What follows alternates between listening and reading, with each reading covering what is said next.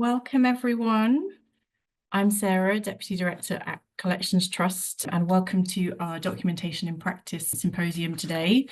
I will be hosting the morning of today's event, and then I'm also joined by my Museum Development Southeast colleague, Sarah Sinker. So you have two Sarahs as hosts today, which is either confusing or extra easy, depending on which way you look at it. So say I will be chairing this morning, and then I'll be handing over to Sarah Sinker, who will be chairing and hosting for the afternoon sessions. So today's event is a collaboration between Collections Trust, Museum Development England and also Arts Council England, and it's the first in a programme of sessions that we're running this year in collaboration. So we're going to be starting off with this symposium with a lot of case studies and opportunities for questions, and then there'll be a rolling programme of sessions introducing the spectrum standard and also the primary procedures. And at the end of this event today, there will be a little bit of information about some dates to save. And I know that some of you have probably already booked onto the first batch of spring sessions. So in terms of our timings, we're obviously starting with a bit of a welcome from me. And then our first presentation is going to be all about documentation policy. So we're starting with where everything should start, which is a good and robust documentation policy. So that's going to be introduced by Ruth Burwood, the Relationship Manager for Museum Accreditation at Arts Council England. Then we're going to hear about object entry from Anita Hollinshead, and a special shout out to Anita as well, who actually helped put this programme together. So Anita's wearing two hats today. She's going to be presenting, but also she has been helping us bring the programme and the speakers together. Then we have a break. Then we're going to hear about tracing historic lenders and documentation planning. Then there'll be a Q&A, and then we'll break for lunch at 12:25. Then in the afternoon, you'll be welcomed back by Sarah Sinker because she will be taking over chairing the afternoon session. Then we're going to hear about location and movement control while emptying Buxton Museum and Art Gallery. We're going to hear from the Postal Museum about audit. Another break. Then we're going to have a Q&A for Buxton and the Postal Museum. And then we're going to wrap up the day with a discussion about tackling documentation backlogs, which I know is something close to a lot of people's hearts. So looking forward to that one. So something else that we're using today, which is completely optional, is I mentioned that Anita's session is all about object entry and those sort of tips and reflections. So we thought it would be nice to get some reflections and tips from our lovely attendees. So we've got I think we're expecting about 150 attendees. So if we can get 150 tips for managing object entry, that's great, but it is optional. So I can see a few people have started to use it already, which is fantastic. It's not questions necessarily, although we will definitely address that first question I can see there on the slide in Anita's presentation, but just your thoughts, your reflections, your tips would be really helpful. And I will revisit this, I think, just after the first break. So not during Anita's presentation, but a little bit later on, we'll have a look and see what people have been saying. And I will also be able to share this afterwards as well. I think I can usually turn a Menti into a nice PDF with all of these responses, and we'll share that again with our attendees alongside the videos. So some nice tips coming through already. So thank you, those of you who are already responding. So that brings us on to our first presentation of the day. So I'd like to welcome Ruth Burwood. Thank you, Ruth, who is going to talk to us about what makes a good documentation policy. Thank you, Sarah, and good morning, everybody. It's great to be kicking off today's session. It's lovely to see so many museums represented. I can see you all popping up in the chat. Hello to everybody. My name is Ruth Burwood, and I'm one of 7 relationship managers in England that help to deliver the museum accreditation programme managed by Arts Council England. For anyone not familiar with or who doesn't work in an accredited museum, accreditation is a set of nationally agreed standards to ensure that all museums are well run. Museums of all sizes and types can join the accreditation scheme. There are over 1,400 currently in it, and they range from the smallest volunteer-run museums right up to the big national museums such as the British Museum. And all of them will have a documentation policy. Documentation policies are a key component of accreditation. So in order to understand what makes a good one, we need to go back to the foundations of what accreditation is for. And here is a quote from the standard itself. The accreditation scheme tells everyone involved with the museum that they are doing the right things to help people to engage with collections and protect them for the future. But being accredited doesn't just mean that everyone working inside or supporting a museum can feel sure they're doing the right things. It is also sending a message to everyone on the outside that they can feel confident in the organisation. This can include donors, funders, lenders, and most importantly, the general public. At the end of the day, it's about maintaining public trust in museums, and we all have a role to play. All of us that work in museums have a responsibility to keep these publicly owned collections safe for the long term. And today I'm really grateful to be asked to come and speak to you about one of the most important ways a museum can achieve this with your documentation policy. And this is the starting point. This is the requirement as laid out in the accreditation standard. Number 5. Accredited museums are expected to hold useful and usable information on collections. How do we do that? By ensuring the organisation has a documentation policy in place. A documentation policy sets out the principles and direction of an organisation. It's expressed formally and it's approved by senior management or the governing body. Now, I read many documentation policies as part of my job, and they vary a lot depending on the size and the ambitions of the museum. So today, what I want to do is break down the ingredients you need to include in a documentation policy, as well as share with you some tips for making a good one. I am also hoping to get you thinking about your organisation and how it approaches documentation. What is the museum hoping to achieve? Is it a priority for the governing body? And what can you do to make a difference? And there will be some time at the end to hopefully share your thoughts and ask any questions. But first, I'm going to start with a confession. I have worked in museums for around 25 years. Before working at the Arts Council, I worked in museum development. And before that, I worked in a range of different museums of different sizes and types. And my confession is this: I have never worked in a museum that didn't have a documentation backlog. Now, I know these museums exist. I have reviewed accreditation paperwork from such museums. I've even visited some, but I have never worked in one. And I would like to think that I have left collections in a better state than I have found them in the museums I've worked in.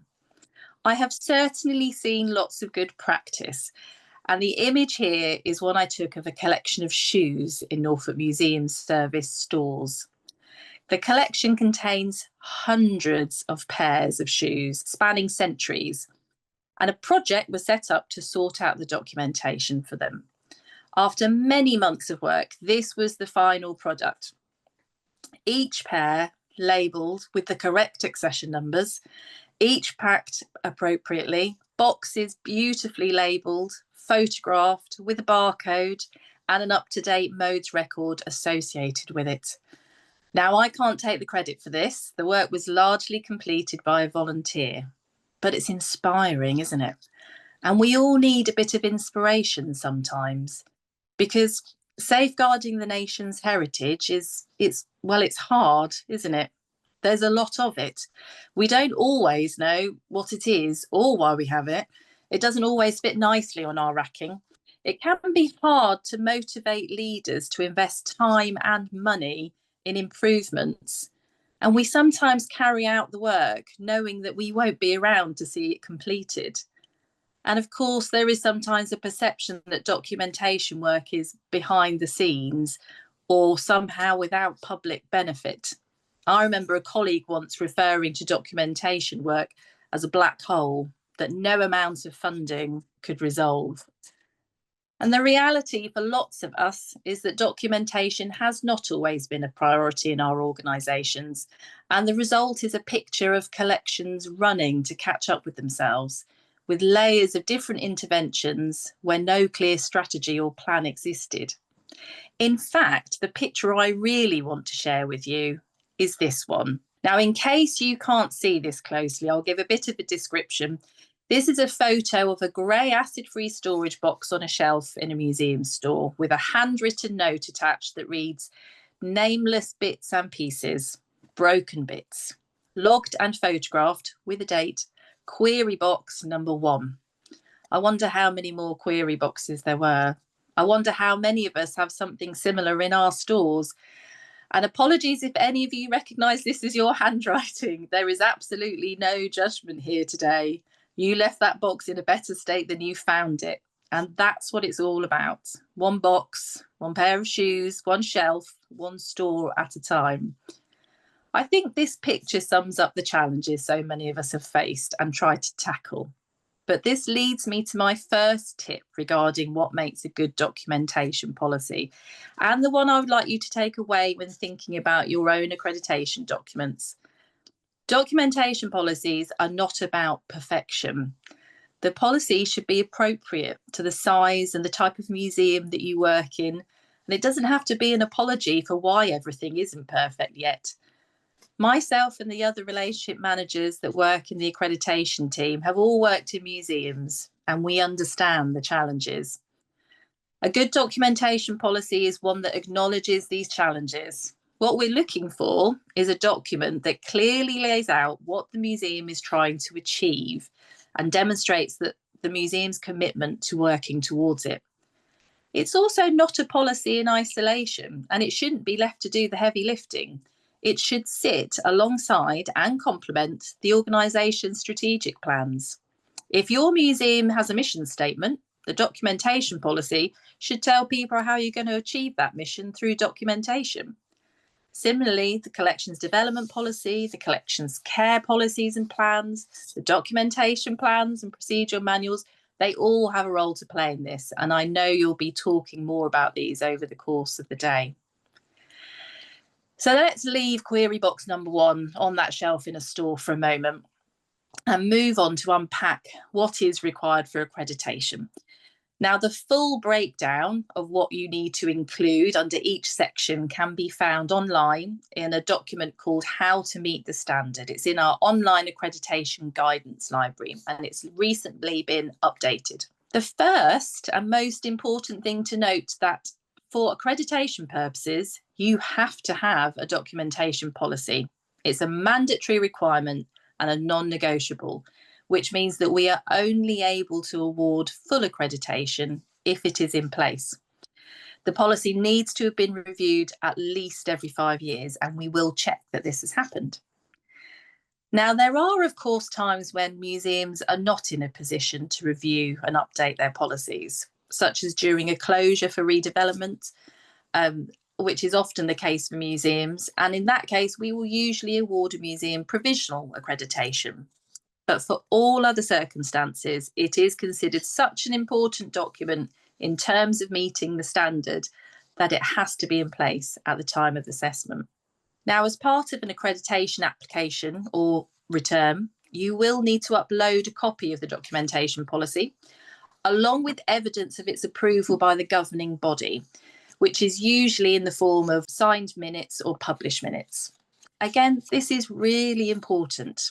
Evidence of signed approval lets us know that the commitment is being made at the very top of the organisation and that there are measures in place to ensure accountability. The Collections Trust has some great resources on the difference between a policy, a plan, a procedure, but you may decide that a policy or a statement makes more sense for your organisation as part of a wider plan or a framework. We don't require it to be a separate document. It does, however, need to cover the following, and these are the key ingredients for you to include. So accountability is what it's all about. The policy should outline the organisation's commitment to ensure you record sufficient information about the objects in your care, so that each object for which you're legally responsible, including loans, can be identified and located. Remember the box of unknown bits? We can't change what has happened in the past, but making this commitment in a policy will help steer the organisation in the right direction. Acknowledging the museum's legal responsibility is really important in supporting accountability. Standards. The policy should describe which standards you're working to with a commitment to maintaining minimum professional standards. For example, through the use of Spectrum. Make use of the standards that are out there. They can be used as development tools for your work, not just a target to meet. as well as sending a message to the wider community that your museum follows professional standards. Access. The policy should define how people can access information about the collections. Even if you're not yet in a position to have your collections online, it's likely that your museum is already doing lots to provide access to collections information. Think about what you'd like to achieve and how you can steer the organisation towards this approach. And finally, the policy should outline the measures in place for the security and long-term preservation of documentation records, whether physical or digital, including backup and secure storage. The policy should take into account that electronic systems will become outdated and describe how you will ensure long-term access for the information held. This is a really important aspect to include in a policy. It helps senior leadership teams and governing bodies make the link between collections information and security, as well as taking steps towards future-proofing your work. So those were the key ingredients. What about some top tips that I promised? Well, I've already mentioned the guidance and the resources available. Please make use of them. Remember also to make use of your accreditation mentor if you have one, and of course your regional museum development team and any local museum networks. Other museums would have been through this process. Don't wait for an invitation to submit an accreditation return to review your policy. Just dig it out and get started now. If you can't find it, which happens quite often, you can contact the accreditation inbox at Arts Council England, and they may be able to find the last copy that we have on file for you. You don't have to start from scratch, and I've included the inbox email on the last slide of the presentation. Allow time for review and approval. If your governing body has fixed dates on which they meet throughout the year, be realistic about when they will have time to really review it and give approval, and factor that in. Similarly, if this is going to take a significant amount of your time, it might be worth writing it into your work plan or formalising it in your forward plan. Don't let documentation work become hidden and not properly resourced. The most important factor, however, that makes a policy successful is that it is realistic and relevant to you and your site. The reason that we don't provide templates for this policy is that we want you to develop something specific to your site that you will actually use and regularly refer to. It should be a live document used to guide decisions and develop strategic plans. Whilst it can span several years, you don't have to wait to review it. It could be part of an annual review or an induction pack.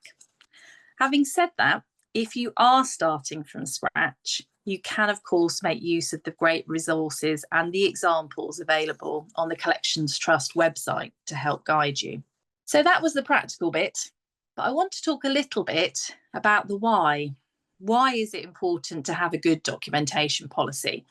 Now, I've already talked about why we work towards the standards we do, about the importance of honouring the trust the public have in us, so that they continue to support us. The significance of the documentation policy in achieving this is that it embodies the commitment. It sets out the principles by which an organisation makes decisions, and it informs the overall direction that organisation is moving in, helping to prioritise the collection's work. The policy helps protect the collection from harm, reflects its central role in achieving the charitable objects of public benefit, and it looks to the future. By laying out the organisation's approach on how it manages information, which are, after all, the greatest assets in its care, a policy can help unlock the potential of that collection through research, exhibition, public engagement, and more. Now, these are big ideas for just one policy or statement to reflect. So it can be hard to get an organisation at all levels on board with achieving this.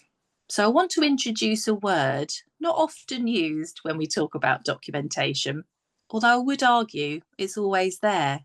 And that word is emotion. It's odd, really, because we all know, don't we, that museum collections are just about people and the human connections that we make with them. They are what is left behind of people who gathered them, made them, owned them, wore them, used them, broke them, fixed them, treasured them, and then finally gifted them to us in the hope that we would look after them to the best of our abilities and keep them safe for future generations. We all have strong feelings about the collections in our care, and we all see their value beyond financial valuations.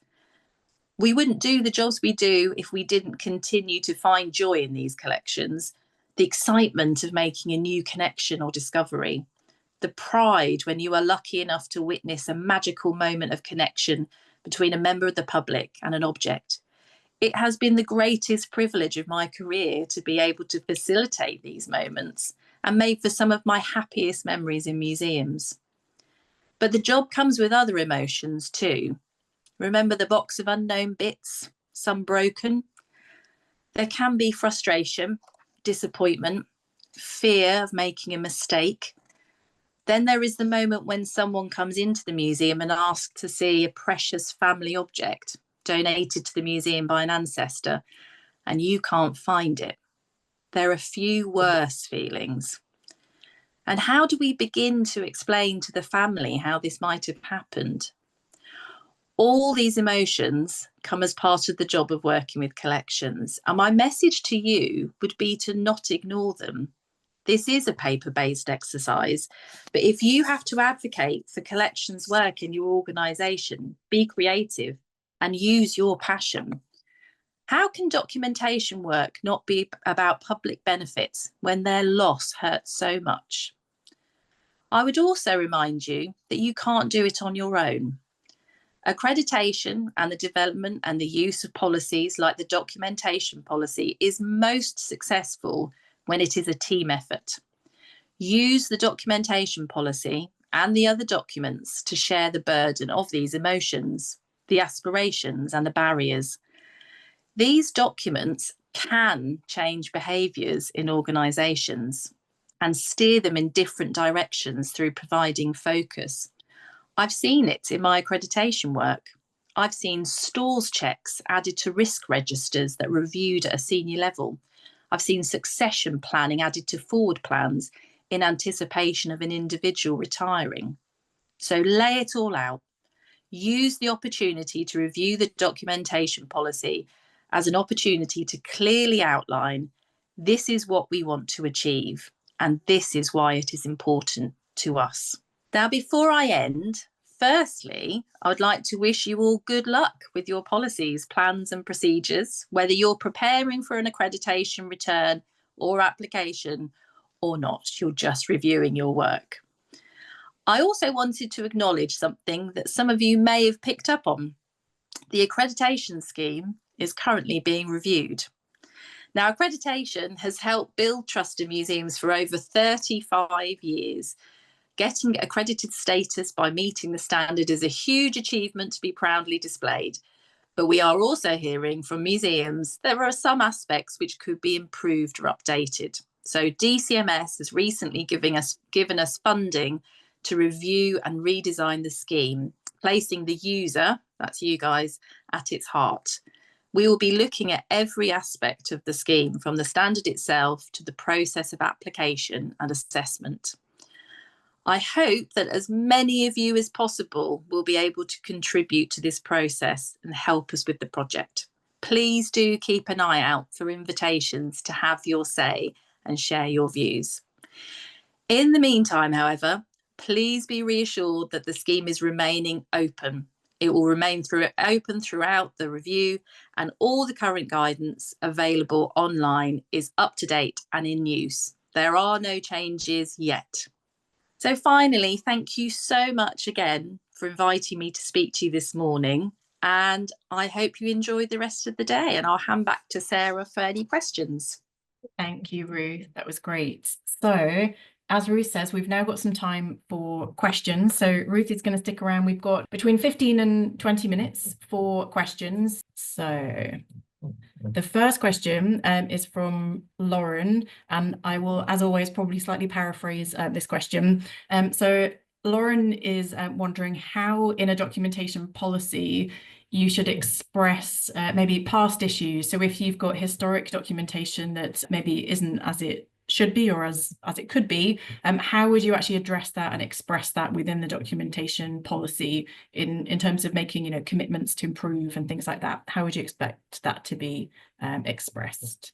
Well, again, I'm going to say it's kind of up to you. You could do a little overview, a little situation report. This is where we are now. You may find it quite cathartic to write up everything that sort of the situation you find yourself in. But as I said, from our point of view, what we're looking for is that you understand the situation you're in. You've got an aim that you're working towards, and you've got a plan for how you're going to get there.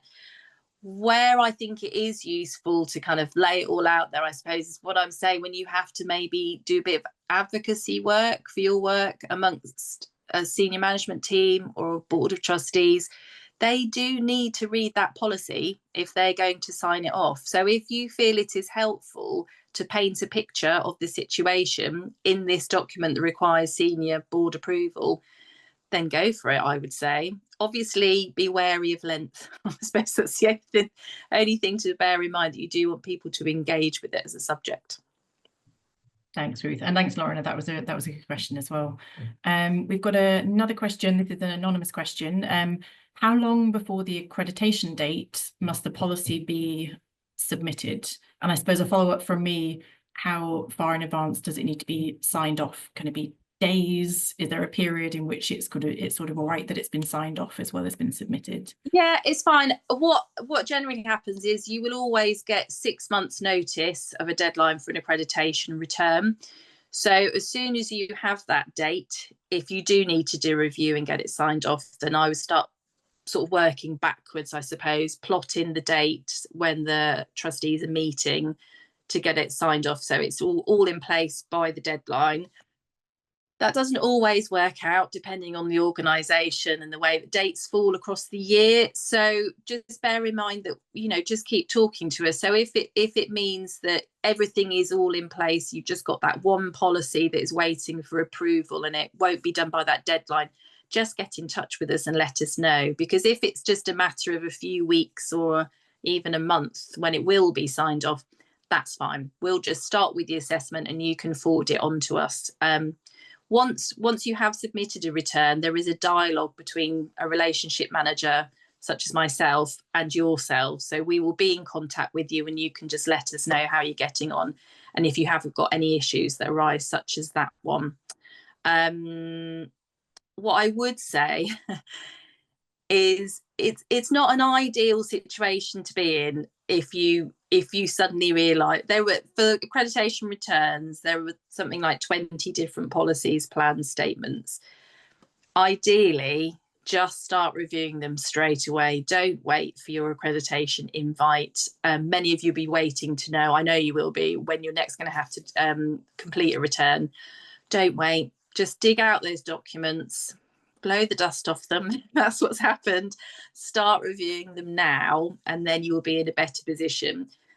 We can see when you submit them, obviously we see the dates they've been reviewed, and it does happen sometimes that we'll see a return and everything's been reviewed. All the documents and policies have been reviewed in the last 2 months before submission. So we can tell that obviously there's been a gap when those documents haven't been in use. So ideally, just start the process as soon as you can. Great, thanks, Ruth.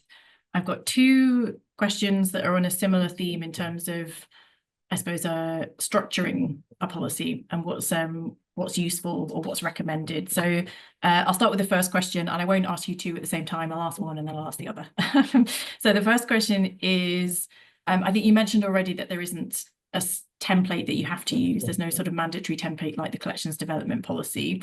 So having said that, do you think it's useful for museums, partly from their point of view, but also from an assessor point of view, to use those 4 areas as a bit of a structure, like the standards, accountability, access, what's the other one, security? Are those quite useful in terms of a structure for a policy, do you think? Absolutely. I would start with those as headings. And again, I do urge people not to feel they have to start from scratch. But if you do look at your policy and think, oh no, that's so out of date, we don't use it anymore, then yes, I would start with those headings and start populating that with information.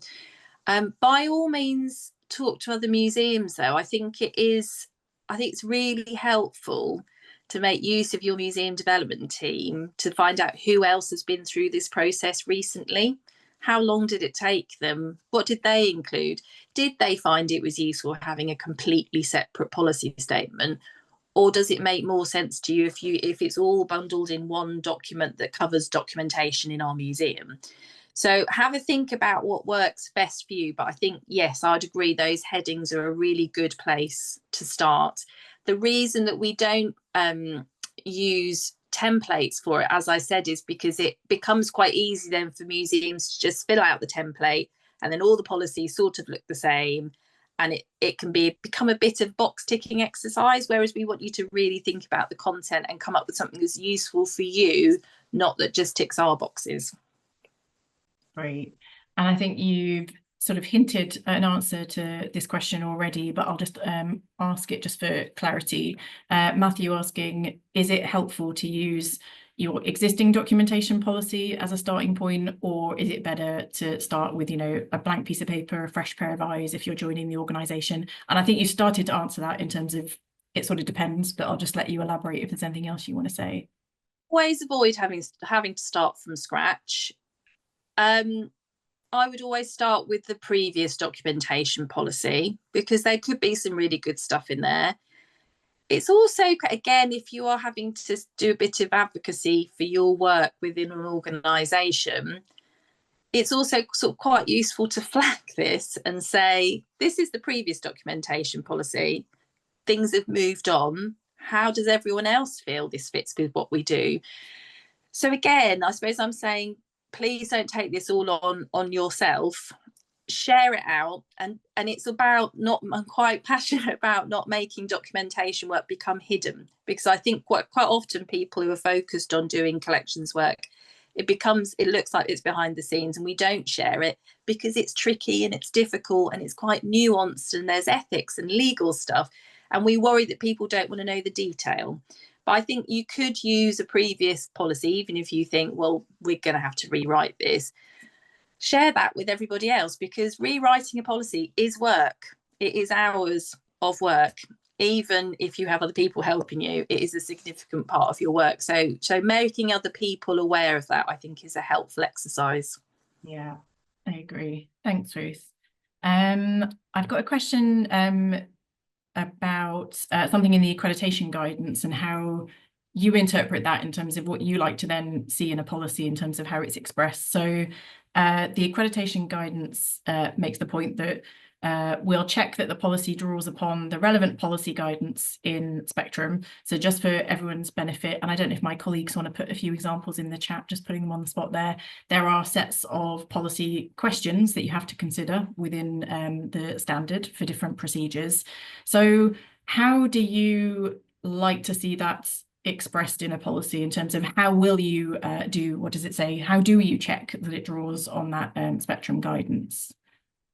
Well, again, it can vary depending on the size of the museum. And one thing I haven't really talked about a lot is that there is an element of scalability with accreditation. So if you're not sure which scale your museum fits in terms of accreditation, there is a separate document to help you work that out. And we do try, what we're looking for, we do try to make sure it's appropriate to the size and the type of the museum. So for a smaller museum, I would be expecting there to be a bit of narrative around a range of standards that you use, and then in particular reference to Spectrum and the most up-to-date version of Spectrum. We do check that out because quite often that's one of the bits that doesn't get updated when it's reviewed, which again makes us think, oh, that's interesting. I wonder if this document isn't in active use. So that's one thing definitely to keep an eye out for. So we're looking for a bit of narrative about how that museum puts it into practice. And quite often museums will start signposting to their other documents. They'll talk about the documentation procedural manual and they'll start talking about the documentation plan. And that's all fine. Again, if this information is held in other documents as well, that's fine. Just point us in that direction and it's our job to go through and find the evidence. Your job is to produce a set of documents that works for you and is in use. And Spectrum lays it all out quite clearly for you. So it should be quite a straightforward standard to embed in those documents. But obviously, if you need a bit of help with that, there are lots of people out there that can help you. Great, thanks, Ruth. And actually, I had a question that I wanted to ask, but I can see someone's asked a similar-ish question in the Q&A, and also I think there's comments in the chat about this.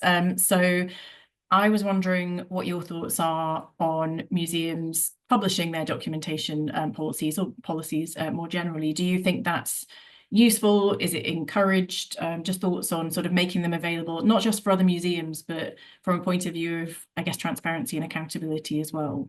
Yeah, I think it's a great idea. I mean, again, it depends on the situation you're in. It depends on what the content is of your policy. And we've talked a bit about how the content needs to be tailored for your use. So it has to be for you primarily and to be an active document. But I think it's, yes, as you say, for transparency, which is really important for maintaining that public trust, for being open and honest about what you're trying to achieve, but also to elevate it to the importance it should have in your organisation's suite of policies. Yes, I think it's a great idea to publish them. It should sit alongside your strategic planning. And again, it's a reminder to those that sign it off that it is a public document that people, will hold you up to. Right. So I now want to ask a question about combining, which I know you've touched on a little bit, and then I will probably wrap up with the final question that's in the Q&A, because I think that's a good question. So there were various questions on a similar theme around, is it okay to combine our documentation policy with our procedures manual, or is it okay to combine it with our documentation plan, or do they all have to be separate documents? So I just wondered your thoughts on sort of, I know you've touched on the policies being combined, but just other documents that you might combine it with, and if that's suitable. Yeah, so this is a tricky one, because to keep it simple, if you're not sure, I would always say separate them out, because they have different purposes. And there's a great video on the Collections Trust that you can watch that explains the difference between a policy, a procedure, and a plan. Once you've done that exercise of being really clear that you have addressed the three things that those are designed to address, if it then feels sensible that they flow on from each other and can be contained in a single document or framework, that's fine. But the most important thing is that the three purposes of those different types of documents are addressed, because they do have different purposes and will help you achieve slightly different things. So I would do that exercise first before you then thinking about merging them. That makes sense. So start with the content, the outcome, if you like, and then go, does it make sense that these work together in that way? Yeah. I shouldn't say work together. They should always work together, but fit together physically in a format together. So I have a final question from Eve in the Q&A. Just wondering if there are common issues, shall we say, or common things missing, specifically for documentation policy. And then if there's time, please do elaborate on other areas of accreditation as well. But just starting with the documentation policy, are there common things, apart from not having them signed off? I'm sure that comes up a lot, but anything else that is a common sort of issue that you see? Yeah, I think sometimes museums aren't great at really using them to kind of shout about and celebrate what they are doing really well, which is why I talked a little bit about accessibility, because we see a lot of policies where museums sort of launch into a statement about, we're really hoping to get all our collections online, but we haven't managed to do this, and we're trying to get a cloud-based, and we get it. I've seen that, it is difficult and it takes time. But you probably are doing more than you think around creating access to collections information. And if you put yourself in the position of a researcher or a volunteer or a contractor who needs to access information, you're probably able to provide quite a bit. And it also, that information sits in lots of different places. So again, it's not about it all being perfect right at this moment. You don't have to paint a picture perfection. It's just about, I suppose I'm saying, don't forget the things you're already doing, because they are valid and they're good. It might take you a little bit more time to get to where you want to be, but that's where you have your plan in place. So yeah, I would say don't forget about sort of celebrating those. And again, in terms of that advocacy of that document that is read and shared and signed off at senior level, it's also making those people aware of all the work that is happening already, but what maybe could make your life a bit easier or improve it for the users at the other end. Great. I think that's a really important point to end on, the users of all of this information. Thanks, Ruth. Appreciate it. Thank you for answering those questions and for your presentation as well. And thank you to all of our attendees who posted questions in the Q&A. That was really useful. So yeah, thank you all for your questions. Thank you again to Ruth.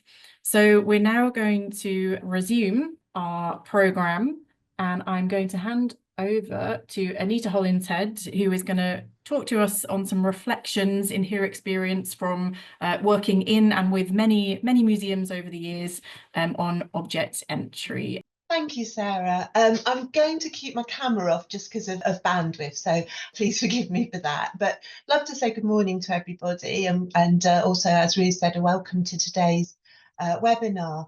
So I'm going to talk about that first stage when an object comes into your site for the first time. I'll begin by looking at the object entry procedure within Spectrum and the accreditation standard, and then look at move on to some examples that approaches museums have taken to improve the procedure. So this is how Spectrum defines object entry. It's about logging all those objects coming into your care.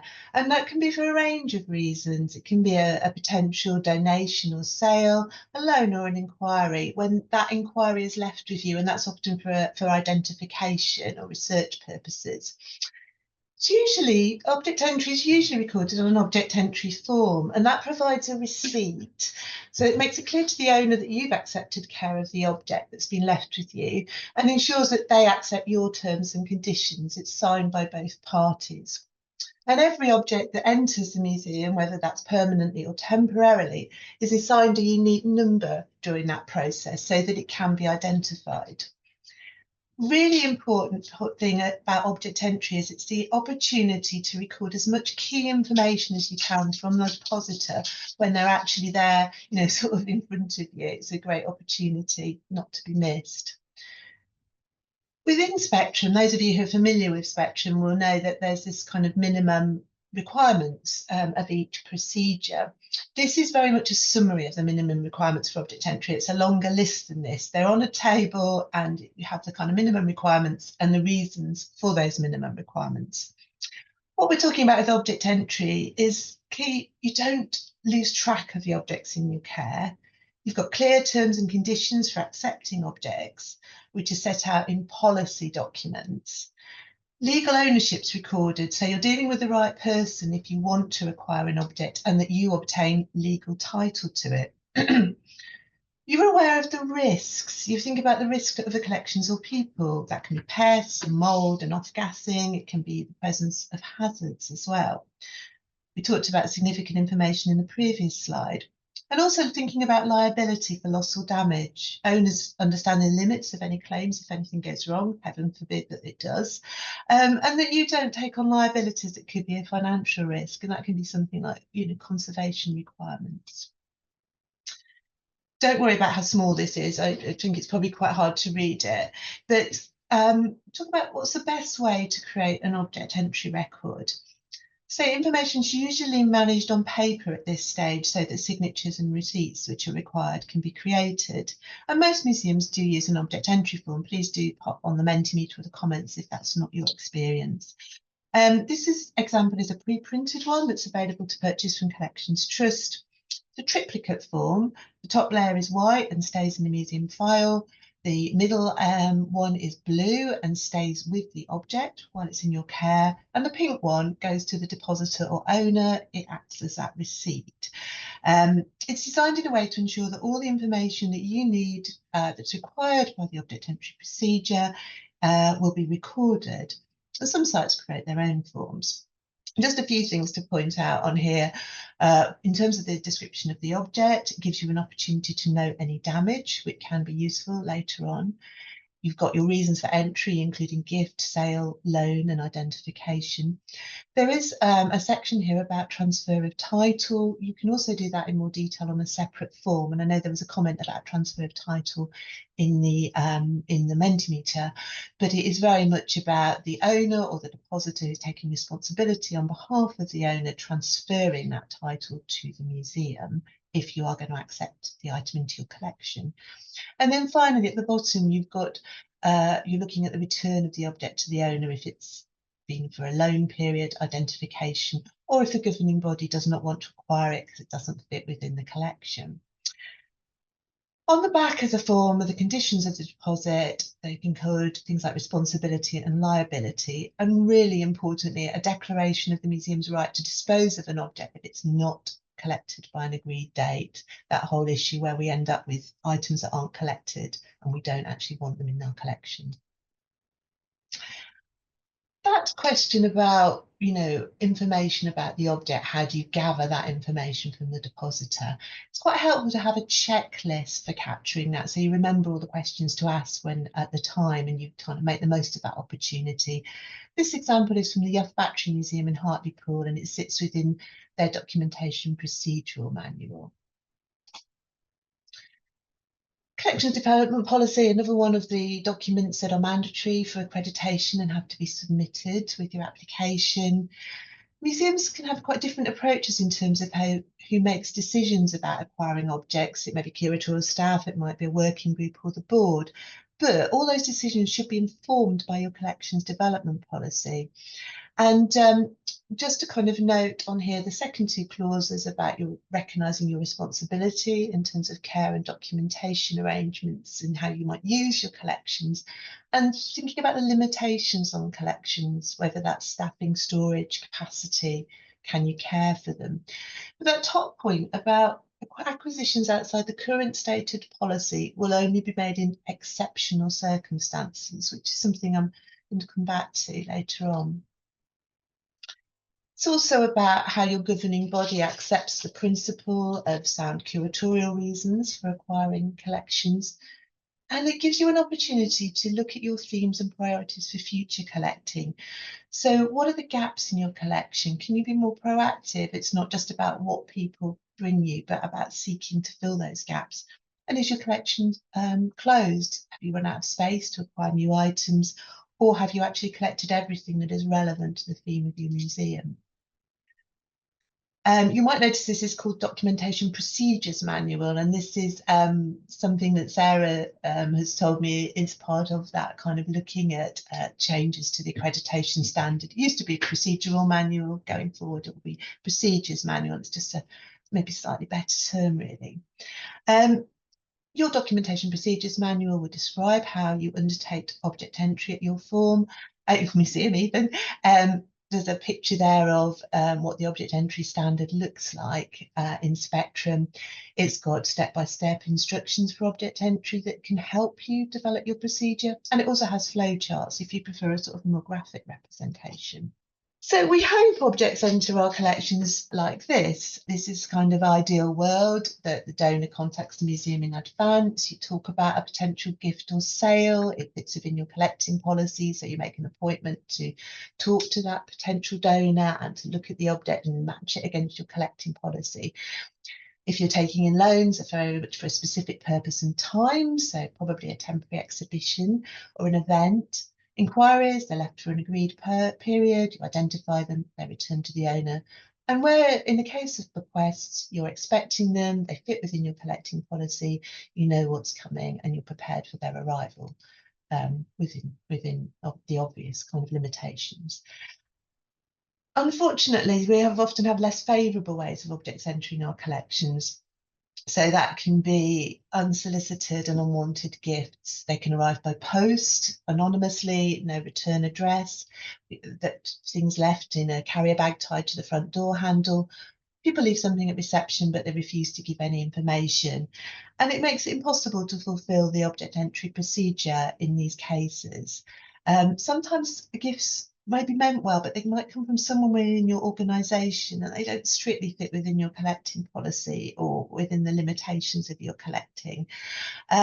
There's also sometimes an issue where maybe someone within your organisation offers to lend you something. It's not for a specific purpose, and it's a bit like, oh, is it actually using you for free storage? So just, a potential issue that can arise. Unexpected bequests, maybe it isn't something that you actually want, doesn't fit within your collecting policy, and that old problem of inquiries or loans that aren't collected despite numerous attempts to contact the person who deposited them with you. Often seem to hear this line about if the museum doesn't want it, then it's going in a skip, as if that's the only alternative option, making it feel quite hard sometimes to refuse, having to go back to your policy and explain why you can't take things in. It's often maybe connected to things like house clearances. And I think what Ruth said about emotions really rings true, maybe quite thought-provoking about how much emotion can sometimes be connected to people offering objects to your site that maybe you can't take in. So what can we do to reduce the likelihood of unsolicited and unwanted gifts or bequests? This is an example from Rutland County Museum. They're offering objects leaflet, handed to potential donors as a flyer. It's displayed at the front desk, so it makes it a bit easier for their front of house staff to be able to direct potential donors to, and it's on the museum's website. It refers to the museum's collecting policy. No object that'd be more appropriate in another museum that's a duplicate in poor condition, or they don't have space or conditions to store them, must have local significance, and they don't accept items with a health and safety risk. Potential donors invited to contact the museum first and possibly to have a meeting if it looks like the object will fit against the collecting policy and isn't a duplicate. They ask people not to be offended if we're unable to take their object, simply can't accept all offers, and we will try and suggest to the museums if we think museums, the object is more suited to their collection. So that's a kind of proactive approach. Also, this is again Youth Battery Museum. They, in their documentation procedure manual, have a kind of list of do's and don'ts for accepting objects into the collection, covering a lot of the same ground as the Rutland leaflet, as you can see, talking about their decision-making process, the object entries within their procedures manual, and about finding as much as possible about the object. The prompt, as referred to on that slide, is that list of questions that we looked at earlier. Reasons we don't accept things, not in the collections development policy, they're damaged or unsafe, we don't have the owner's contact details, or the potential donor doesn't own them. And that point there, that clause about important that any object coming into the museum for the first time is documented on an entry form, whether or not you're going to formally accession it later. Just reiterating that. But this is really useful. This is just on the York Museums Trust website about unsolicited objects, just very clear. We won't accept things that are unsolicited, no prior discussion. If you don't leave any information about who you are, no contact details are left, and nothing is collected within 4 months, then absolute ownership is transferred to the trust, who may dispose of objects if they see fit. It would be really helpful to have that clarity in writing. This is an example from Beamish Museum. So Dan Hudacek, who's the head of collections at Beamish, has used the Office 365 suite, technology that you probably already have access to automate their object entry procedures.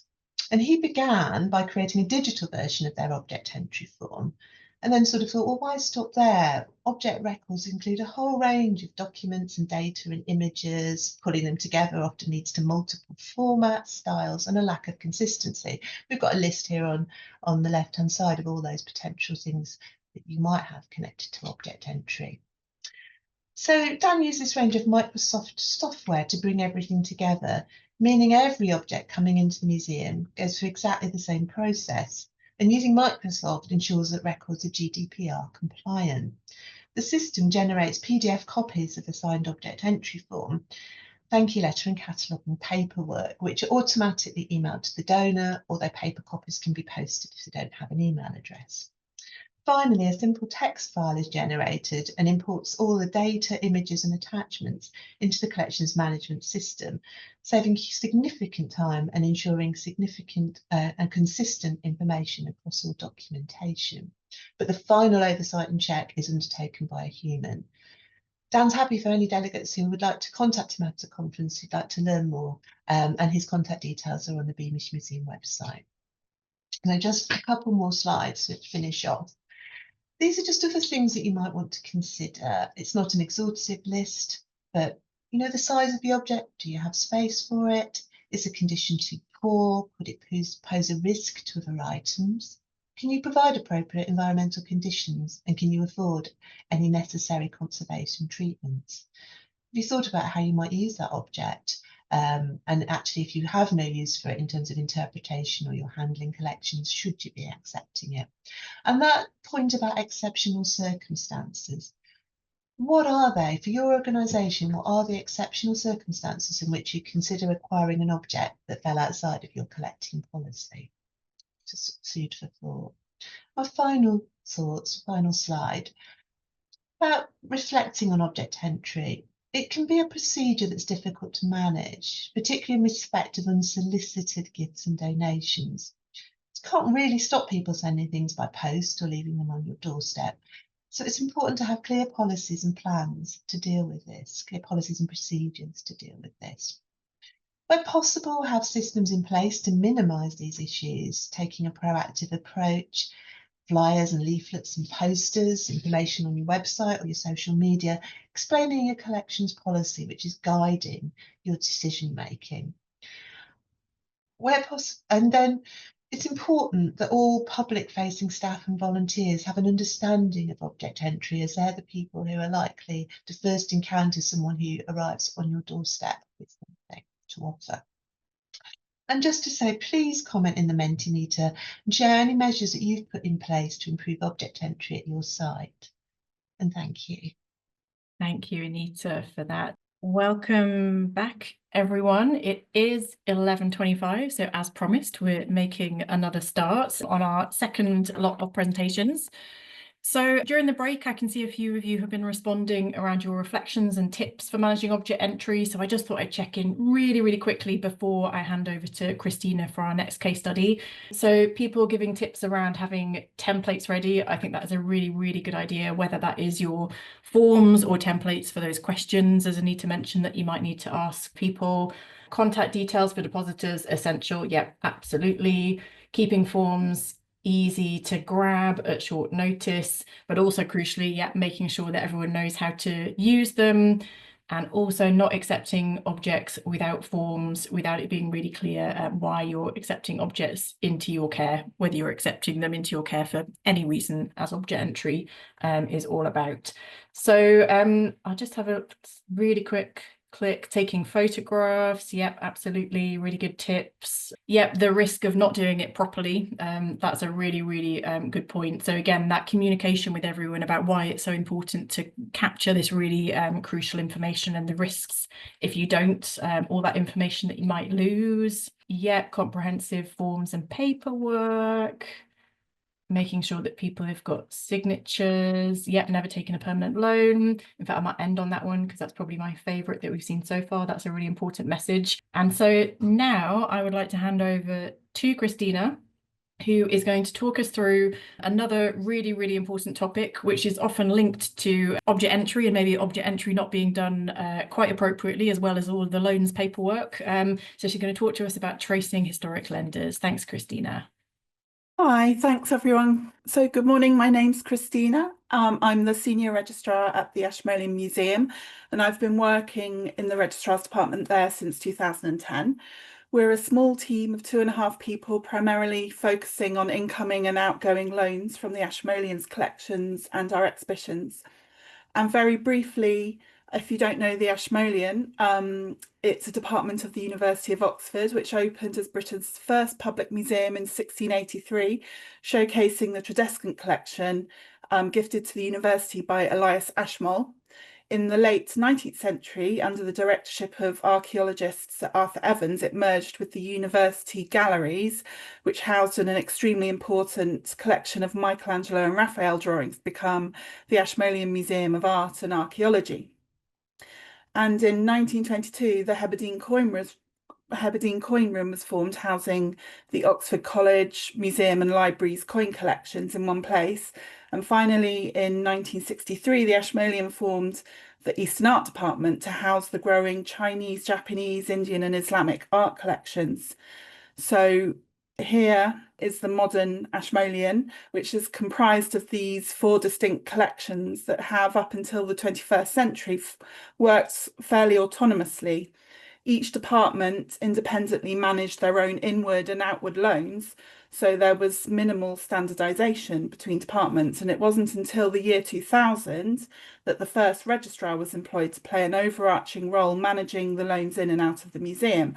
This is where we start to see the usual standard paperwork for modern museum practice, such as receipt templates and loan agreements across the departments.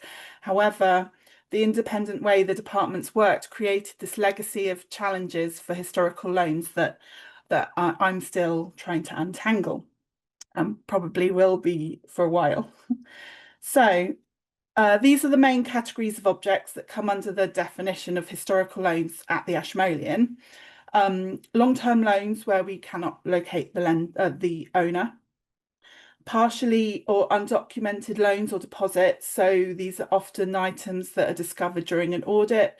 For example, a box of shirts from Pakistan was found fairly recently with a name associated with it, but the name cannot be linked with any register entry. And finally, also we're including deposits left for conservation work or items left for identification that the owner hasn't collected. For example, an Ashmolean conservator retired and passed away in the 1990s, leaving some items at the museum that they had been conserving for private individuals since the 1970s. Most of these items have a name associated with them and occasionally an address, but they were not official loans into the museum. And so they were not recorded in any other way and proving difficult to trace, but are in our care now. So obviously that responsibility is really falling to us. So historical loans need resolution, as without legal title, we have limited use of these collections. Additionally, there are practical considerations such as storage space and using resources to care for them. We also want to make sure that the owners are reconnected with their property that may have personal or family meaning. So what type of documentation do we have for our historical loans? So if we're lucky, a loan will have all these types of documentation listed here, perhaps more, but that's very rarely the case, whether this documentation wasn't completed or has been lost or misplaced over time. Most departments have a loan book that would record the date of the deposit, the name of the depositor, often an address and list of objects. Here on the right is a little snapshot of the earliest loan record we have, dating to 1887, and the loan listed under 1898 is still an active loan today. As you can see, the description of the items is rather general and not particularly useful for object identification, so we would hope there is a loan file associated holding entry, receipt information, lender details, and more detailed information of the objects. Here is an example receipt for some sherds and bones I recently returned to an owner that were left with the museum in 2004 for identification. The owner still lived at the same address, so perhaps was not really lost, but it had not been followed up at the time and is a reminder that things must be dealt with as soon as they can. And correspondence with the owner can hold a lot of important information, especially when formal loan agreements and entry records are not being used. This letter confirms receipt of an item. It says there was a little receipt provided, but we didn't have that copy, and insurance arrangements. There are so many variables to explain why we've lost contact with lenders of historical loans that there will be no one resource or method that will work for all. So I have 3 short examples to share that I hope are interesting. Here we have 2 beautiful South Central Asian gold and bronze objects that were part of a collection of about 200 objects lent from a private collector in the 1960s. The owner died in 2005 and donated the majority of the collection to the Ashmolean. However, 7 objects remained on loan from the deceased widow. No loan agreement was put in place at the time, and there was a huge museum refurbishment going on where registrar staff were seconded to a building project, and eventually contact was lost. So there was no resource really to get this done. In 2021, we were planning an exhibition and wanted to include the object on the left. To ensure we could include the object in the catalogue and credit the lender appropriately, I wanted to locate them. And the first thing I did was speak to colleagues. Previous keeper of the Eastern Art Department, Andrew Topsfield, recalled that the widow had moved into a home and that dealing should go through a solicitor. However, we didn't have those details. As a donor to the museum, I spoke to the development team, but they hadn't had contact with the lender since 2010. I managed to look at the acquisition file and find some crucial information. The first was this letter on the right from the depositor's widow, which also gave his daughter's name. There was also a handwritten note on the file with an email address and an address, and I wrote to both, hoping to reach her. And with some luck, as often these things are, there was luck. The letter was forwarded to the owner's grandson, and he confirmed that his mother and stepmother had sadly died in 2020 over several months, and that he thought that the entire collection had been gifted to the museum in his grandfather's time and was not aware of the loan. He confirmed it was always the intention of his grandfather that the whole collection was donated, and this letter gives clear intention of that also, so these objects were kindly donated. Here's another example. We have an 18th century gold watch lent by a private collector in 1987, and there was never any formal paperwork put in place for the loan, and very little contact with the lender. In 2017, a collections colleague undertook a search online for the lender and found a statutory notice in the Gazette regarding her death in 2015. And luckily we have the solicitors were named, and I could send them a letter and ask them to put me in contact with the executors of the estate, and we were able to formalise the loan. That was just an example of a very brief letter. And the last example I want to share is a trickier historic loan that I haven't resolved yet. The loan is an assemblage of British Roman artefacts excavated in Bloxham, Oxfordshire, in the 1930s.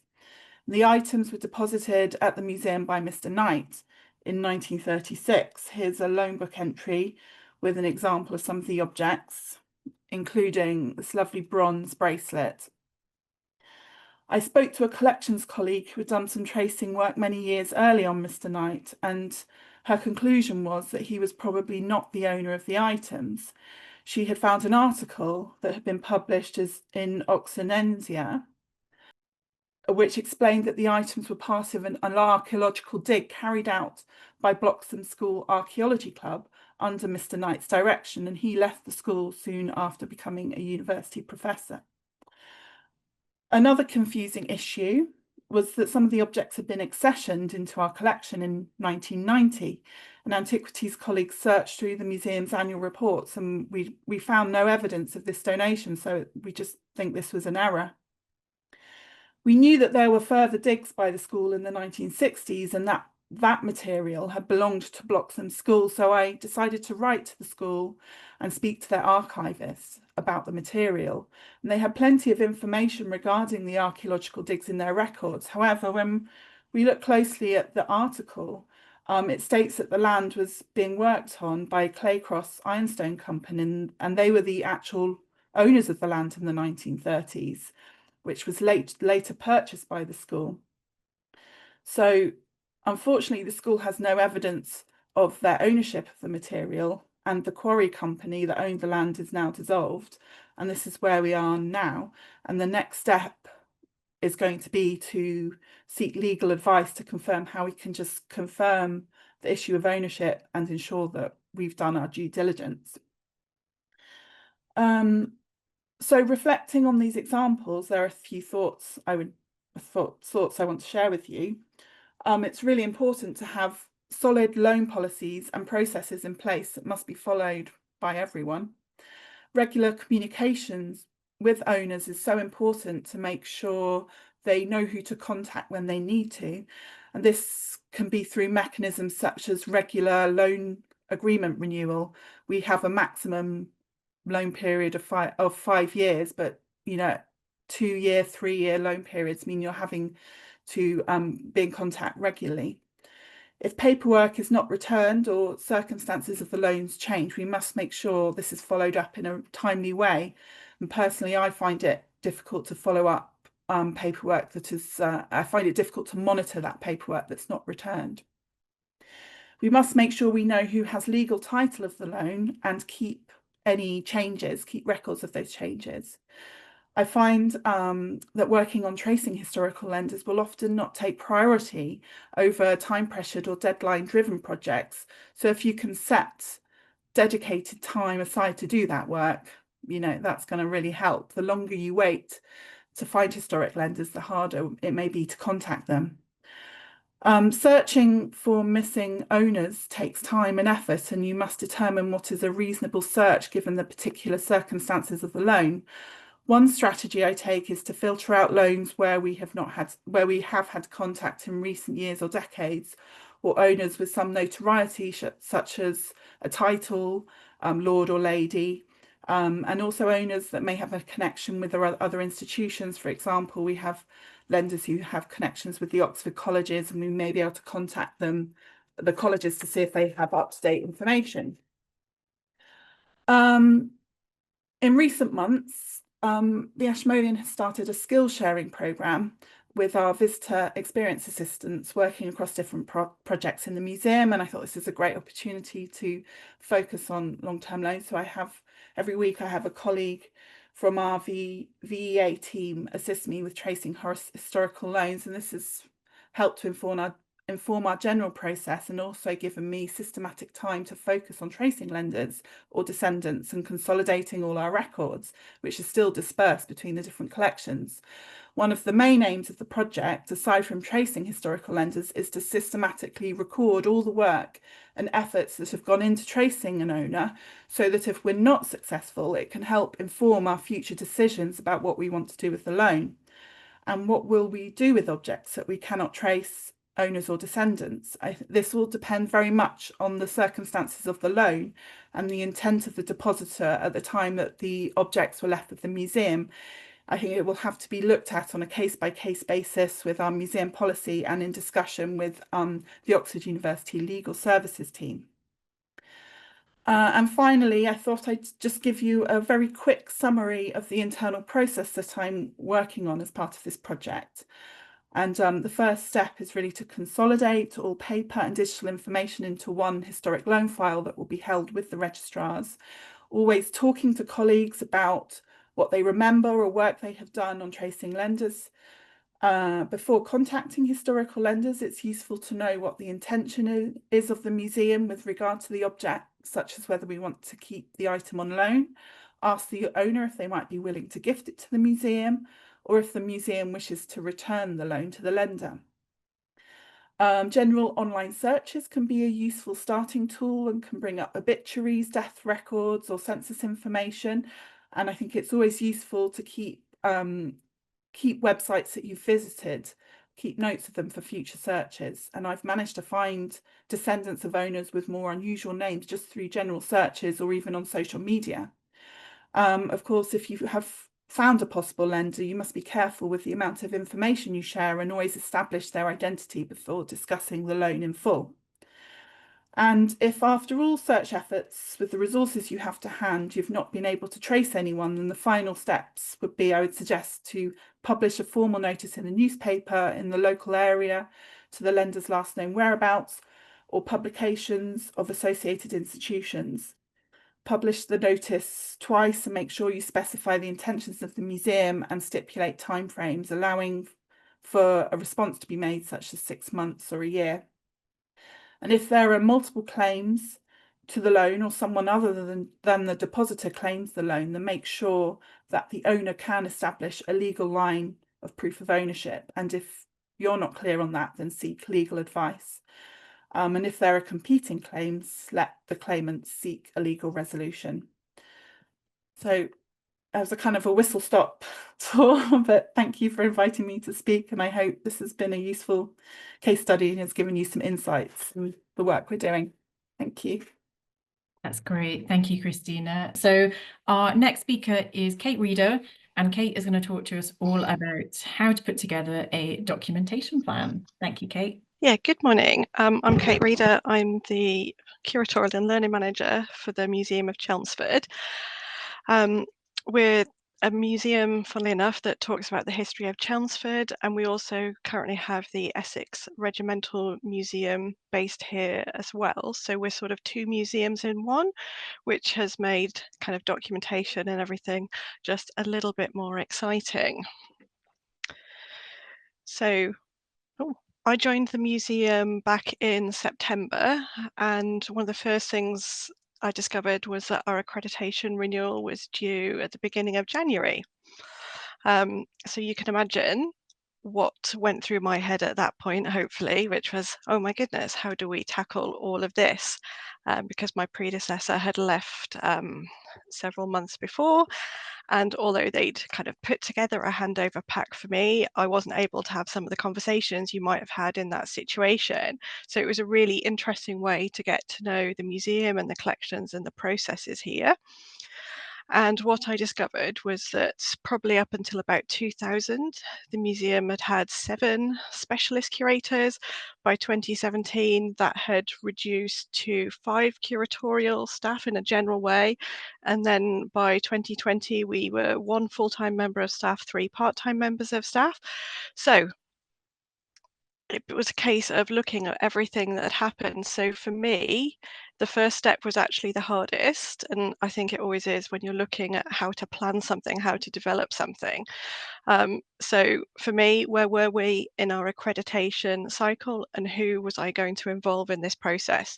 So as somebody new to the museum, although not new to working with museums, I've done that for longer than I care to admit to. I involved the team who'd been here, the volunteers, and then up through the management team of the council as well. I was also incredibly grateful that there is brilliant guidance on the Collections Trust website, the Spectrum standards, and as other people have mentioned this morning, kind of your museum development officer, Sarah, was brilliant, pointing me in the right direction for lots of different guidance. And then really it was a case of understanding what was our current position. I looked at the previous plans and being honest with ourselves, had any of those been followed? What had worked and what hadn't worked? For instance, whilst all of this was happening, there was also an internal audit taking place of the collection, which highlighted a number of different things for us. So there was a lot happening whilst we were trying to understand how to create a new documentation plan. So I was really clear that I wanted this to be an honest, realistic process. So for me, the starting point was always, where do we want to be? So understanding what are the minimum standards we wanted to achieve, because yes, we want to go for gold and kind of reach for the moon, but what is the kind of core of what we want to deliver through our documentation plan? So we went through the Spectrum standard at each point as a team and agreed what we thought we had and hadn't achieved at this point in time, and what were the actions that we could do to kind of meet the core standard. And you can see on the screen, hopefully, some of the output of that meeting, which looks really nice and tidy. But if we go to the next slide, you can see what that looked like in my notebook. I just wanted to say it's not always an easy, neat and tidy process. So for us, once we went through the standards about what we were and weren't delivering, we then looked at it from a practical perspective. Because, like I say, you can't eat an elephant in one go. You have to eat it in small bites, or so they tell me. So we broke it down using the classic kind of SMART approach and prioritized it based on the themes within the collection and the projects we knew were coming up on our pipeline. We're really lucky that we've got our programme of exhibitions through to 2027-28, which meant we were able to look at what we needed to know and which areas of the collection we had to focus on from a kind of project base, but then also thematically, which areas, as you can tell from my scribbles, needed the attention based on our current level of understanding. We then also thought about our staff and volunteers, what were their areas of knowledge and understanding, because having moved over the past sort of 10 years from a team of 7 specialists to a team now of 3, like say, general social history curators, how were we going to deal with these different areas that not all of us were experts in? So that brings me on to obstacles. So we identified kind of what do we know, where are our gaps in our knowledge, who can help us with that, and what are the resources available to us.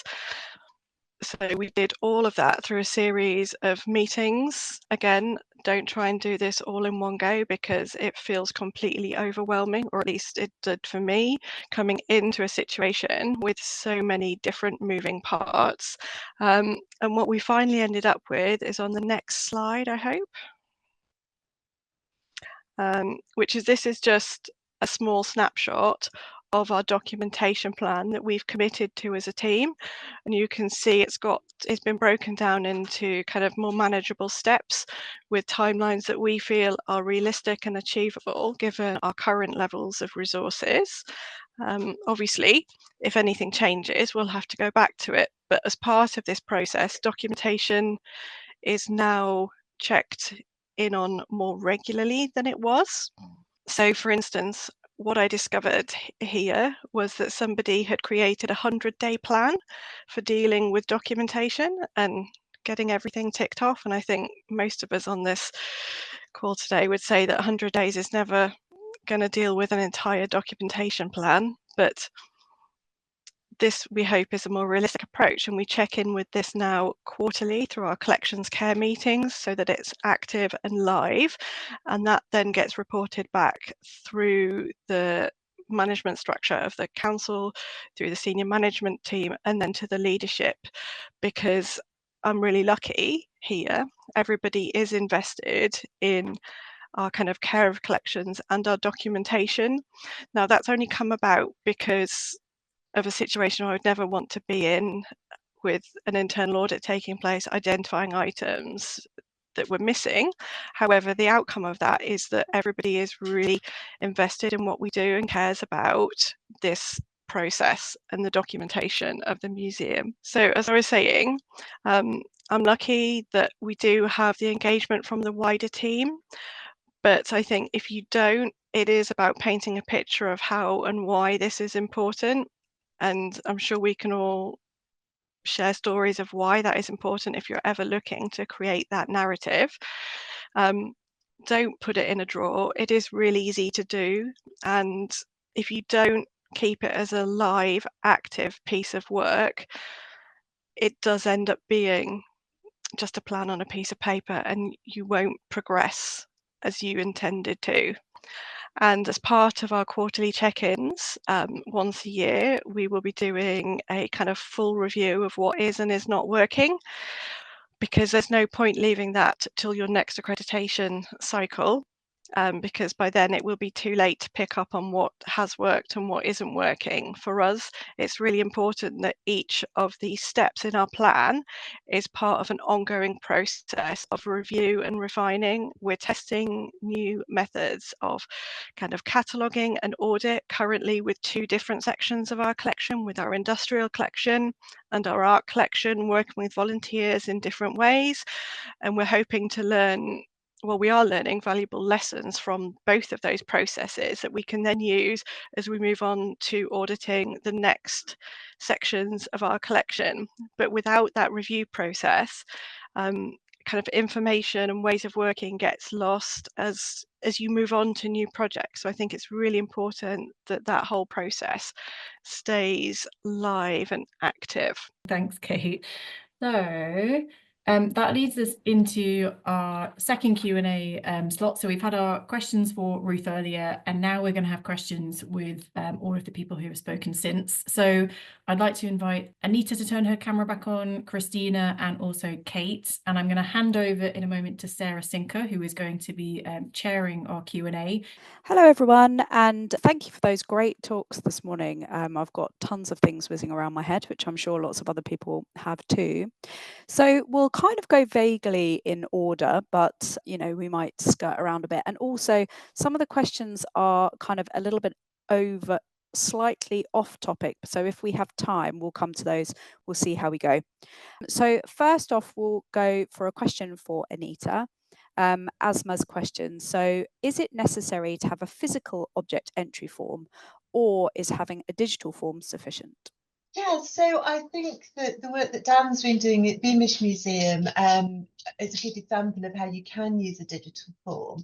The sort of key things is that the form needs to act as a receipt, and it needs to have the signatures from the museum or site and the depositor or owner.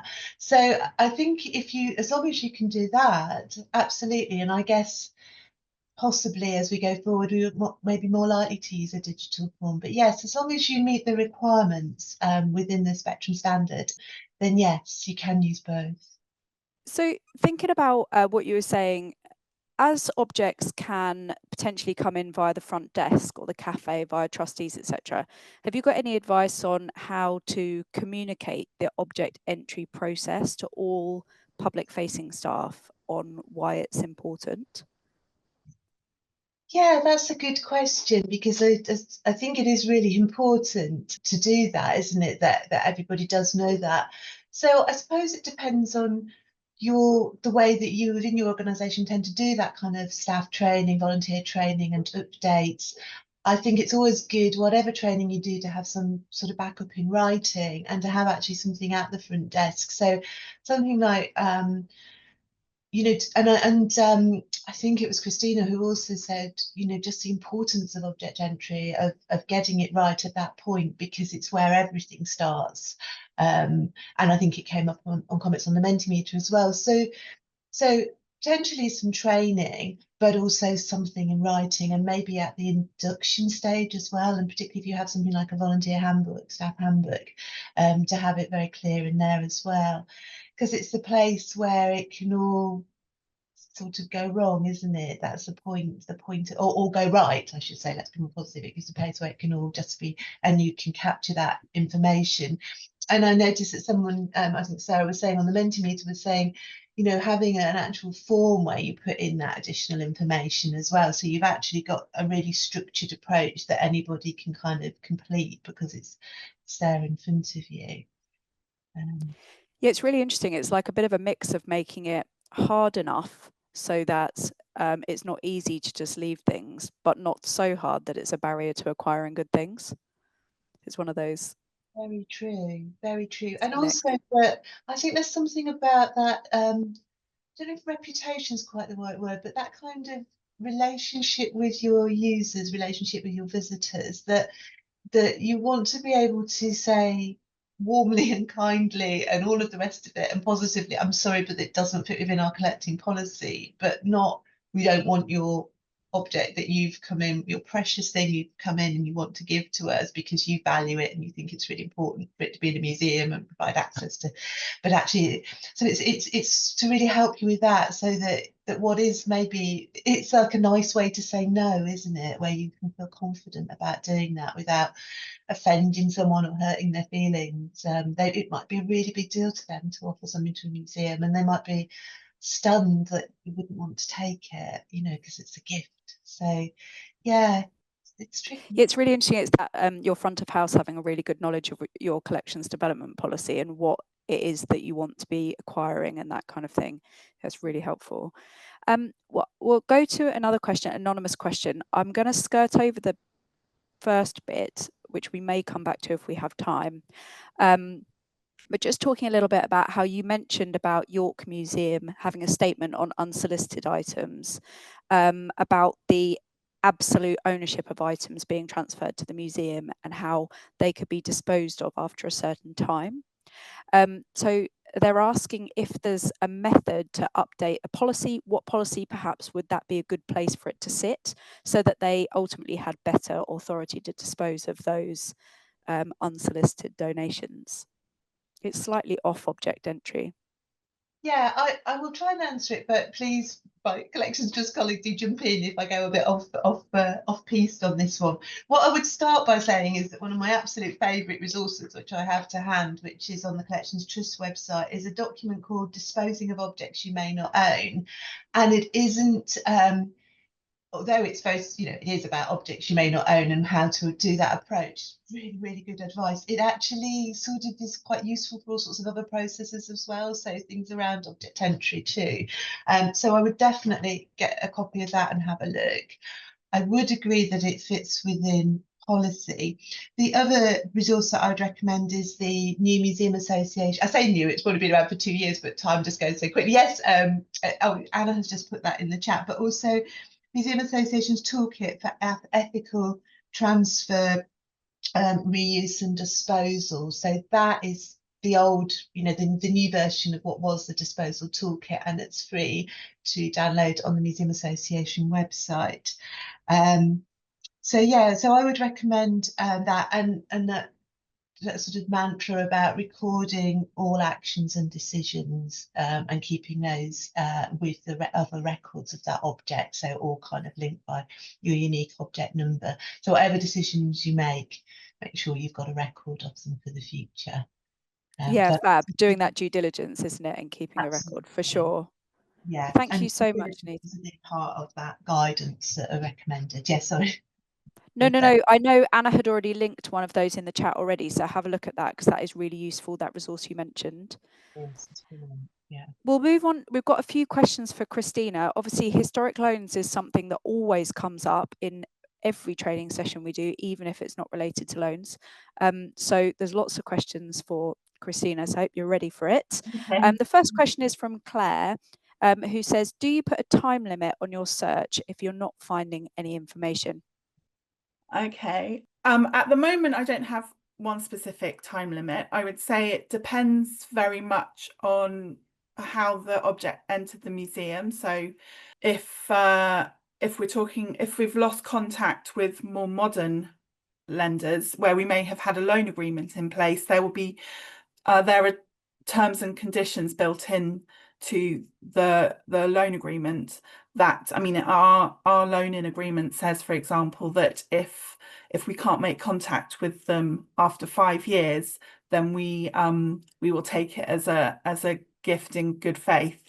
But we've never had to enact any of those kind of things. So it depends very much on the terms and conditions that you may have on your entry receipt. But if there's no entry receipt or record, and we're talking about loans that have been around for 70 years, then I think the most important thing is to make sure that you are recording all your efforts to show the amount of effort you've gone to trace the lenders.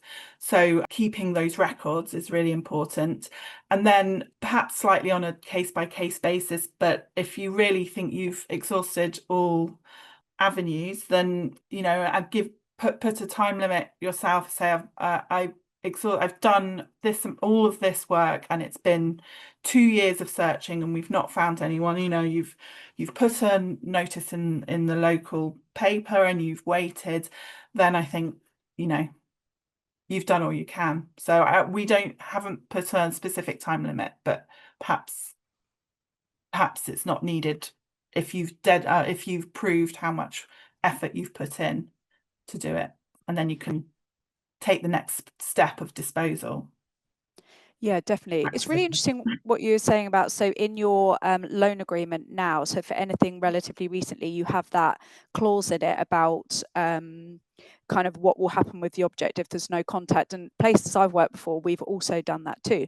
But in those instances, like at the Ashmolean, it was a place that had a legal team that we could have that kind of backup on. So yeah. It's not exactly the same, but there is a question here about a small collections team without dedicated legal staff. What can they do to feel confident about disposing of or taking ownership of very historic loans, like 20 plus years, after exhausting all attempts to track original lenders? And I think this is something that often comes up where I've found in other museums that I've worked that don't have that legal backup. It's that I'm wondering if you have any advice on what people can do without that step. I think you have to perhaps think about it in terms of risk and make that assessment. If you think it's, you know, so if it's something that has been deposited with you for 50 years, you think it's likely that the person has died and it's been forgotten about, and that it's, you know, something perhaps that is not particularly high value.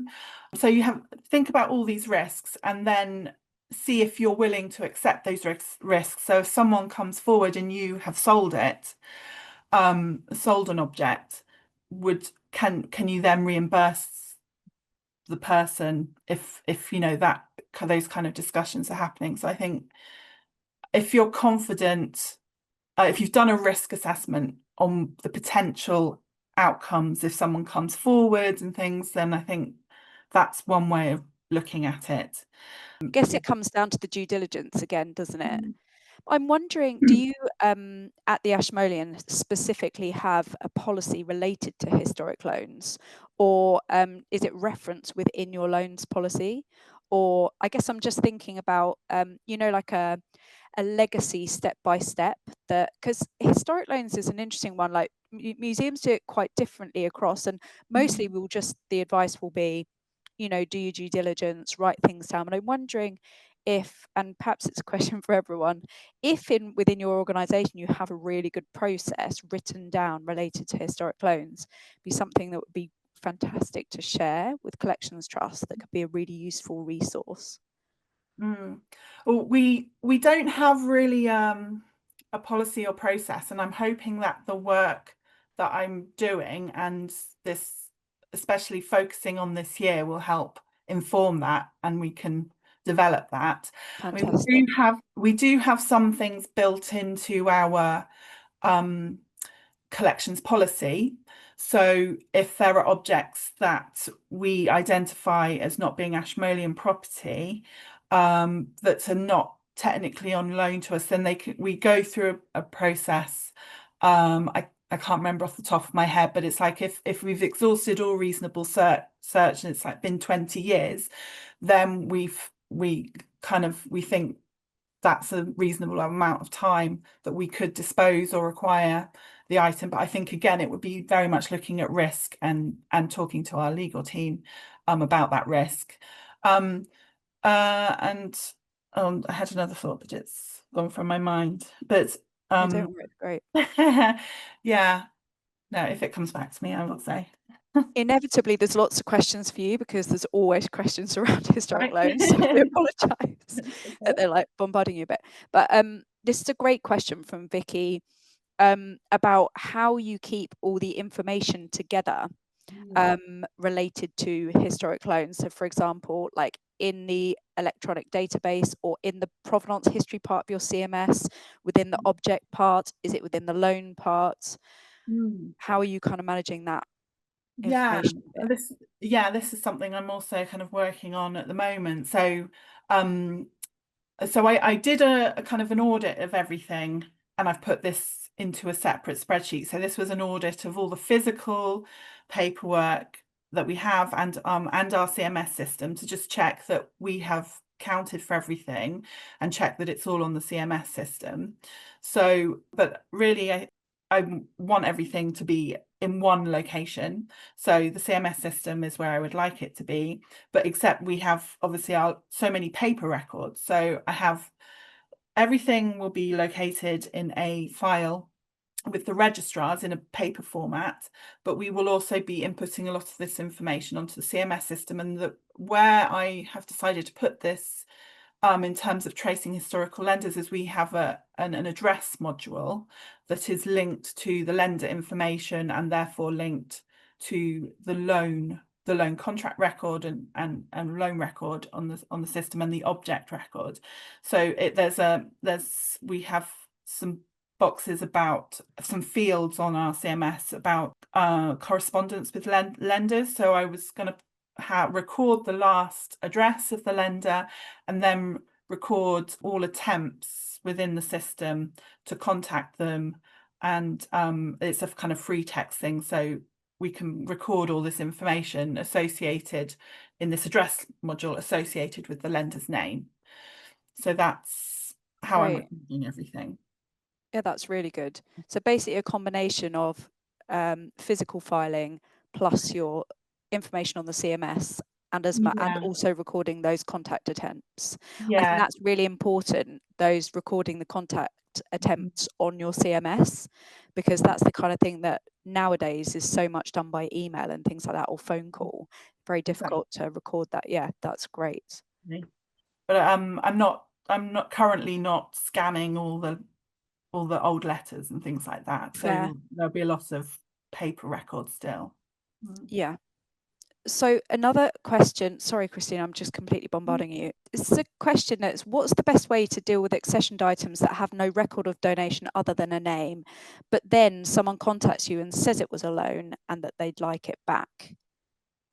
So it's a kind of flip on, I guess that's a question for you, but also for Kate and also for Anita. It's a question for anyone, in fact, any of you, because it's kind of it's almost the flip of the historic loan question.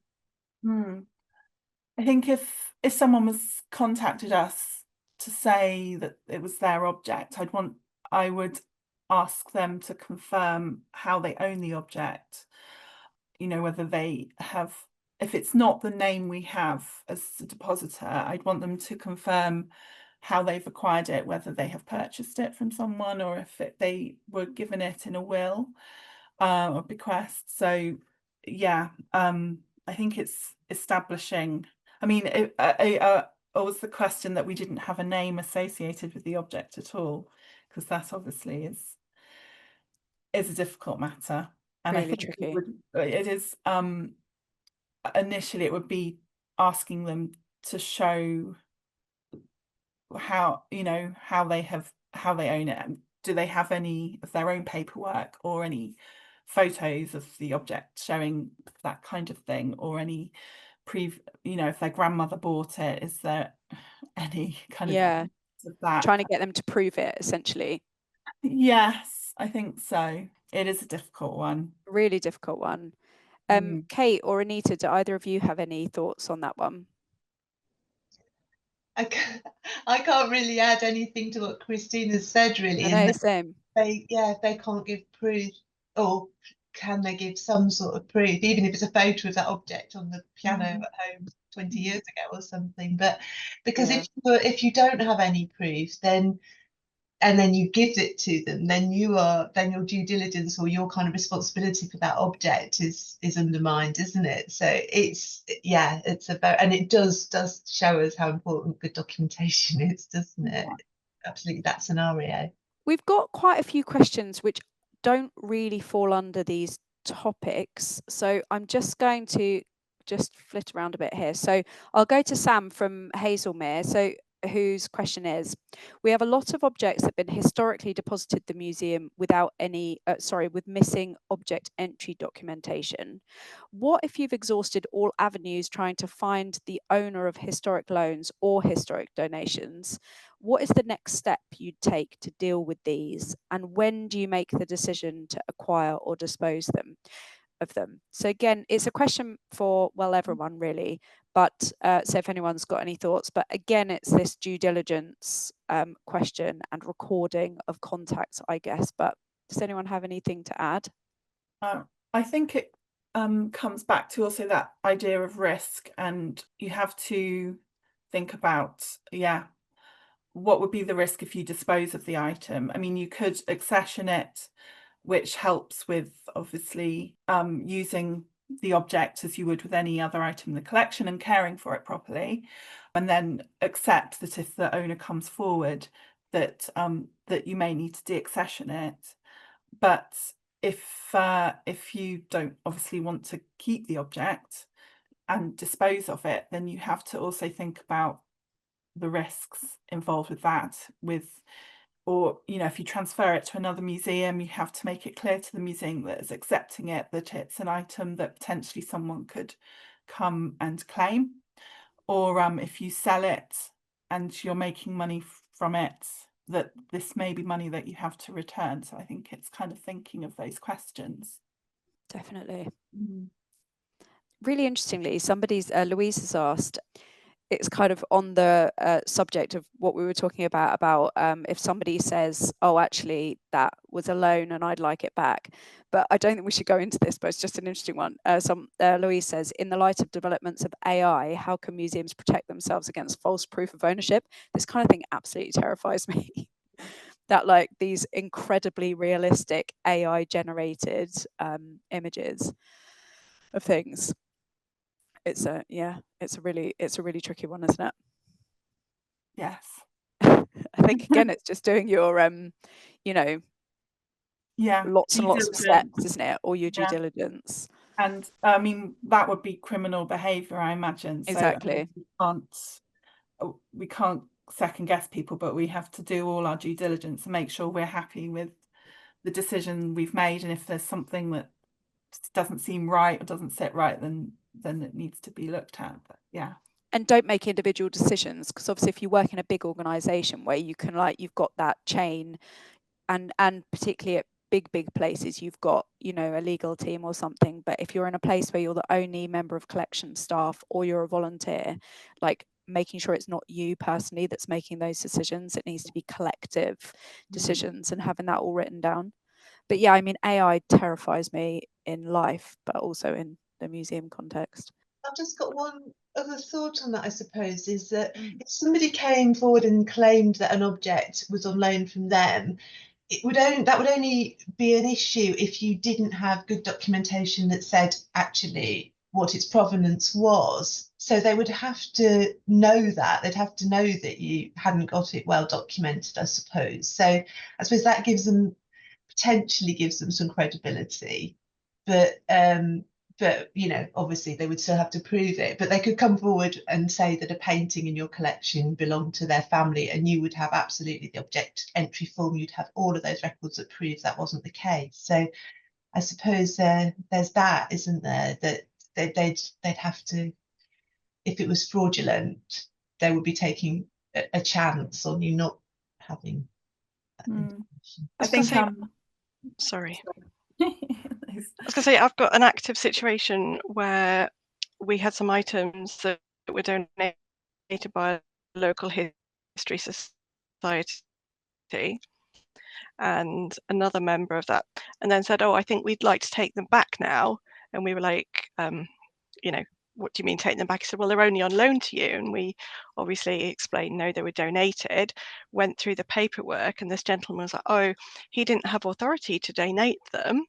So we're like, okay, well, he was the chairman of the society at the time, etc. So he's gone back to the Historical Society to go through the minutes of their meetings to try and identify where the conversations happened about loan or donation, to then come back to us about that whole process. So yeah, it's trying to find proof, but I suppose working with the local history society is slightly possibly easier or harder, I don't know, than working with a private individual.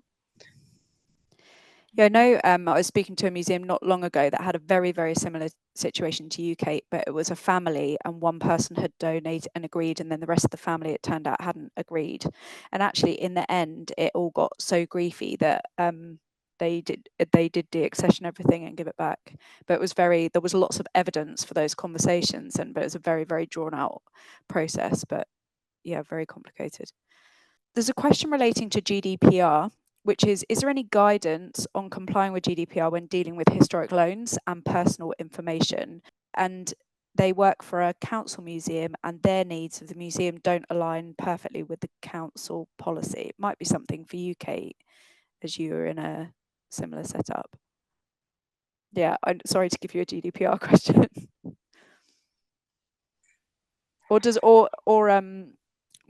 Sarah, is there anything on the Collections Trust website that's useful relating to complying with GDPR relating to this?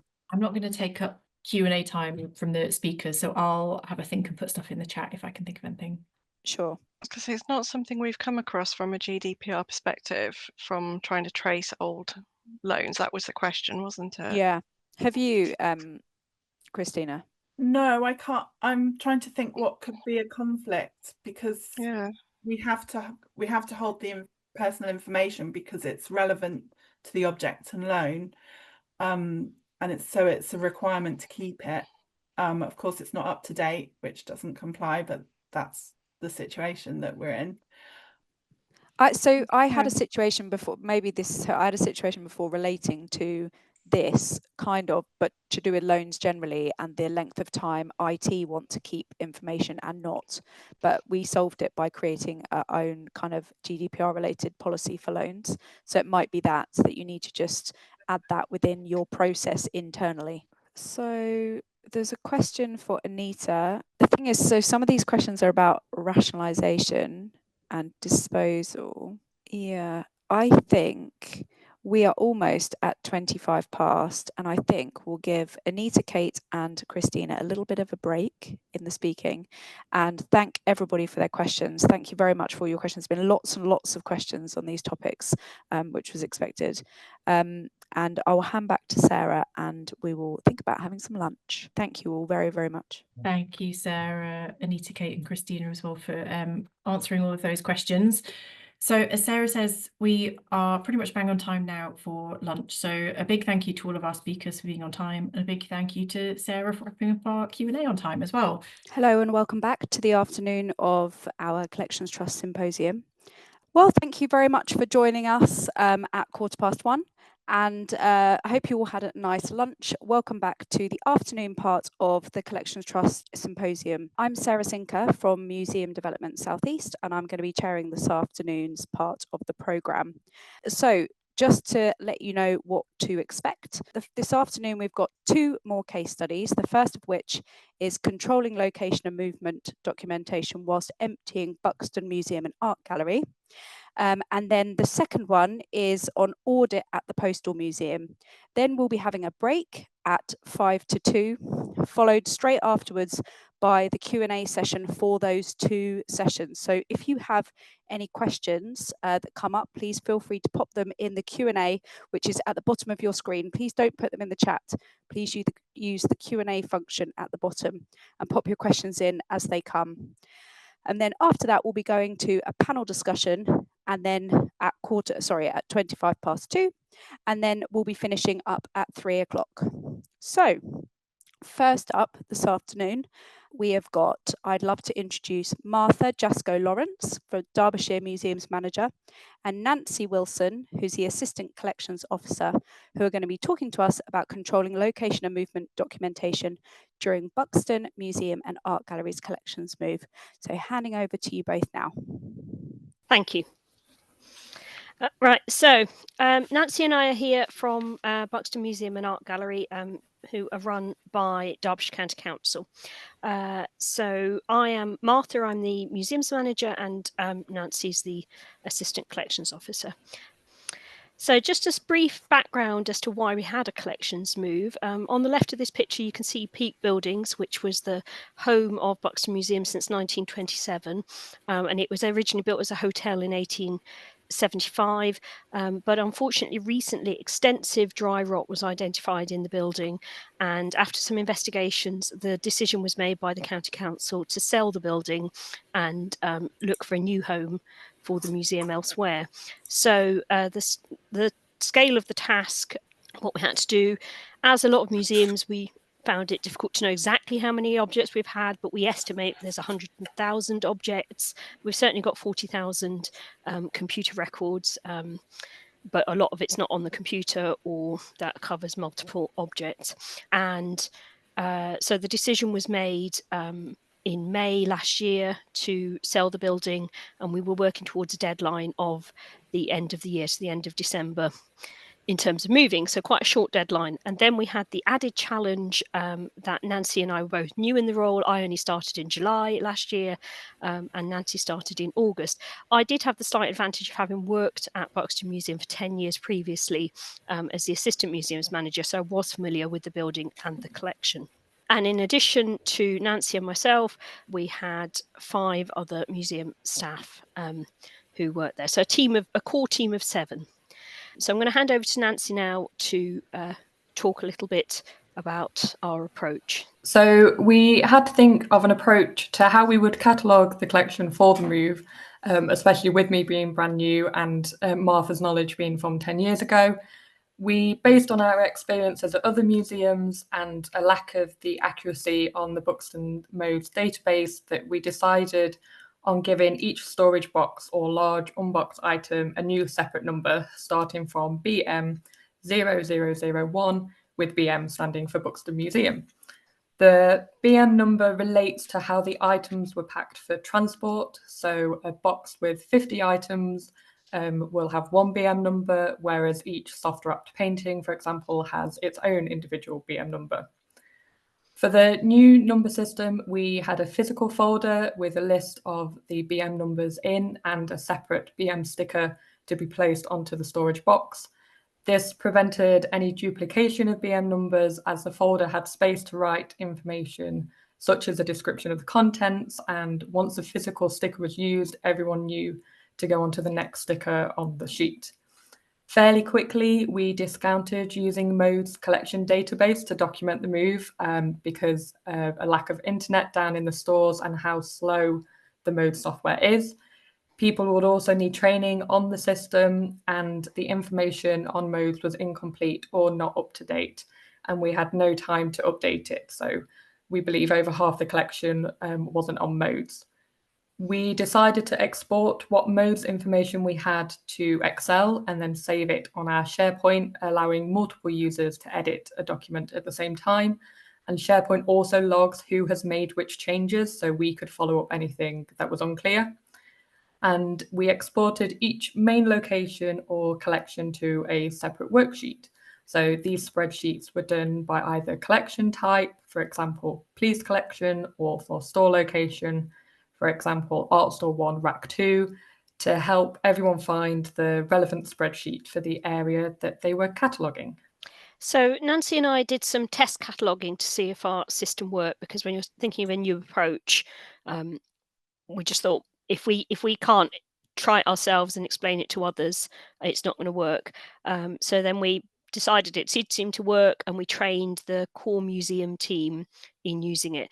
We tried to keep it simple and efficient and not over catalogue, which is something I personally found very difficult, because you want to capture as much information as possible, but it's finding that balance between having enough information to be able to distinguish one object from another, but not spending a lot of time recording detail that isn't needed at this stage. And we found it worked pretty well for those objects that were already on Modes, but it was quite hard for those things that weren't catalogued on the computer, because you were tending to over record information. We also found it really helped when items were marked with their accession numbers. I know everybody's heard this over the years, but in practice we found this. It made either marrying up the records easier, is this fossil that you're looking for the right fossil, when you've got thousands and thousands of brachiopods, or when you haven't got a computer record for it, noting down what's going in the box. It's much easier to note down that it's 1995.287 than, collection of 5 or 6 fossils that, as a non-geologist, I don't know what they are. So it definitely slows things down without that information. So as our deadline neared, we did have to change our methods to speed up our process. So first, we stopped cataloguing things that weren't already in Modes in detail. So we would just put something like box of 5 bones from Elderbush Cave, rather than describing each bone individually on Excel. The next stage, then, in the last few weeks of the move, we stopped using Excel altogether and moved to writing a brief description and the accession number, if we could find it, in the red folder next to the BM number. And then finally, at the very end, last week or so, we had to pack items without cataloguing them at all. Instead, we just wrote to be catalogued from Bay 14 in the red folder. So the Bay number does give us an indication of what items are in the box. And our aim is to gradually recall these uncatalogued boxes and properly catalogue them.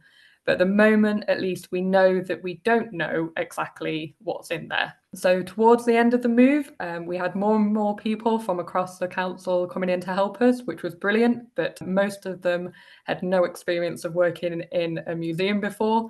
So we had to be very clear about their tasks and what tasks we gave them. Also, due to space constraints of having more people on site, many were working in different areas across the whole museum. So we found then that having the one physical folder with the BM numbers in just wasn't practical anymore. So we had extra sheets printed for people to fill in and catalogue where they were doing it. And then I handed out strips of BM numbers in blocks of 10. A few people said it was a bit like raffle tickets. They'd come up to me and I would give them their designated numbers. The idea was to limit the chances of too many numbers going missing and losing any information when we had so much activity happening on site. And then our external storage facilities provided their own barcode stickers. So myself and Martha knew which items and boxes would go into which storage facility. So we decided to keep that task of putting these barcodes on for myself to do, as it was critical to know which BM number was going where and that the right collection items went to the correct external storage locations. And we have a separate folder which just has the list of the BM numbers against the relevant external barcode numbers for those sites, so we can track back where everything went. We also use different stickers on the collection boxes as a way of tracking the work progress. So the BM number stickers were only put on boxes once the collection items had been catalogued on Excel. So it was handy if the box didn't have a BM number that needed to be catalogued. And then we use small colour stickers to show when a box had been packed securely for transport. And once all those stickers was on, I could go round and put the external storage barcodes on the items that were completely ready to go. We also use special stickers to indicate heavy, so the standard of which definitely got heavier as we went along. It made me laugh one day when I looked and realised that the lead ingot had been given 2 heavy stickers because it was very heavy. And we also took the opportunity to label boxes with human remains, glass and fragile stickers. So we do now have a list of every box that we believe has human remains in, which is another way of tracking these down and ensuring our documentation for those are up to date. What we found was that you need to be open to changing your process as you go along. So we delegated tasks based on people's current skill set, as we just didn't have the time to upskill people. So some people, for example, library relief staff, were only used to pack objects for transport, so putting acid-free tissue in and bubble wrap and taping up boxes, while others, for example, archivists and conservation colleagues from the Derbyshire Record Office, they could do all parts of the process more autonomously. And on this slide here, you can see a couple of Facebook posts from the Record Office showing the sort of before and after of the packing process, but they were also doing the cataloguing and the matching up of the numbers and the recording as we went along. So what we also found was that you really need clear leadership. So although it was really great having lots of people come to help, particularly in, I would say, the last 2 or 3 weeks, it just became completely crazy with like 8, 10, 12 people turning up from across the council. This meme always came to mind, that people were always coming up to us going, give me something to do, give me something to do. So we made it very clear that Nancy and I were the ones who made the decisions, and that people knew to ask us to come in for a task rather than people deciding what they were going to do for themselves. And what we also found was that Nancy and I ended up not doing that much of the practical stuff. I think over the course of it, I probably personally packed maybe 5 or 6 boxes, actually probably slightly more at times, but certainly not the quantities that other people were doing. But Nancy, for example, was going around training and advising people, having that overview, keeping hold of those BM number stickers. And I was sitting at my computer ordering endless amounts of boxes, bubble wrap and acid-free tissue. You will never have too much, although we do have a few rolls left over of bubble wrap. But even so, I think we got through about 40 rolls of 100-meter rolls of bubble wrap. So this is just to show you a before and after shot of in the museum store. You know, faintly embarrassed by the before, but I guess a lot of people's museum stores look like this. So you can see there was a lot of stuff loose on the shelves, sort of things already in boxes, and quite a lot of stuff on the floor.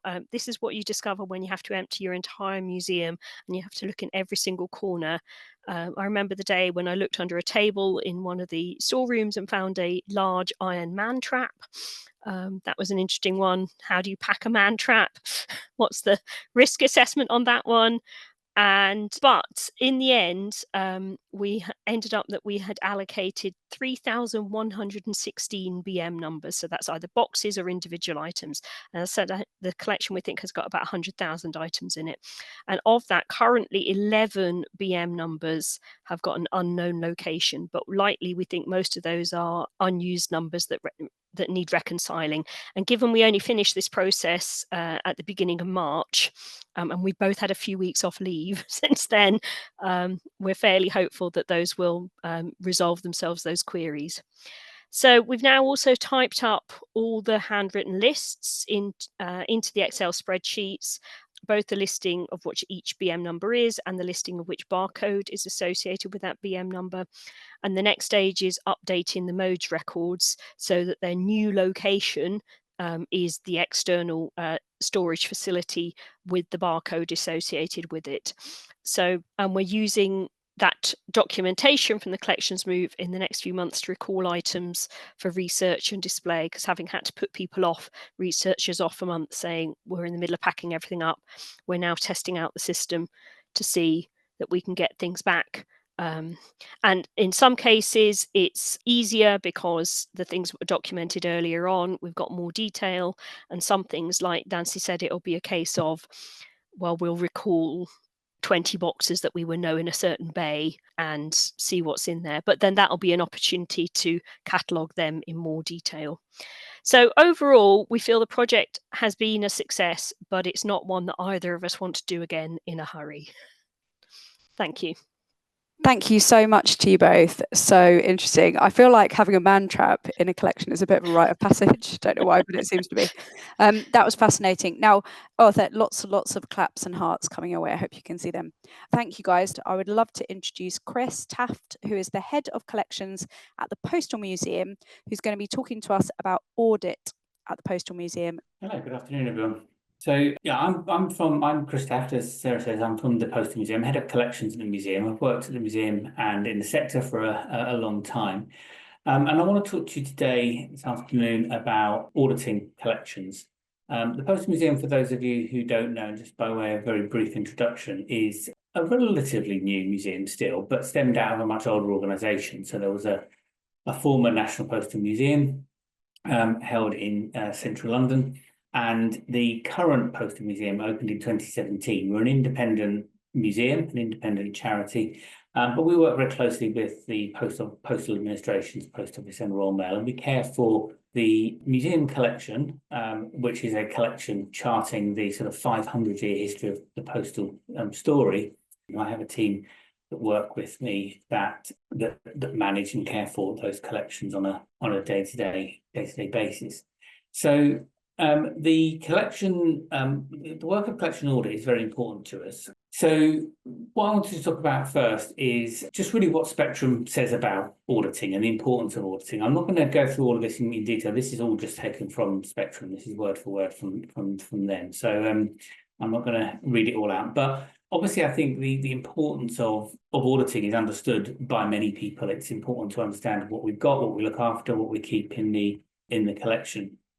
And I think it's, as it sort of highlights here, it's really about making sure that records are as tamper-proof as possible. And that's can be a challenge nowadays. Back in the day, certainly when I started working in museums, and our records and our accession registers were kept as a bound volume, as a book, it was relatively easy in a way to sort of identify changes that were made to records. But nowadays, with it all being computerized, it's actually quite easy to make amends to records. And so it's very important to make sure that you have the procedures and the processes and the practices in place that ensure records are kept tamper-proof, backups, for example, off-site copies, to deal with scenarios where records might disappear, but also so you can go back and check whether there was always just X number of copies of something, or in fact, things may have disappeared and records may have been altered. So what I want to talk you through today, really, the elements of this are the frequency with which we carry out audits, the process by which we carry out the audits, and how we audit the collection and how we select material for auditing.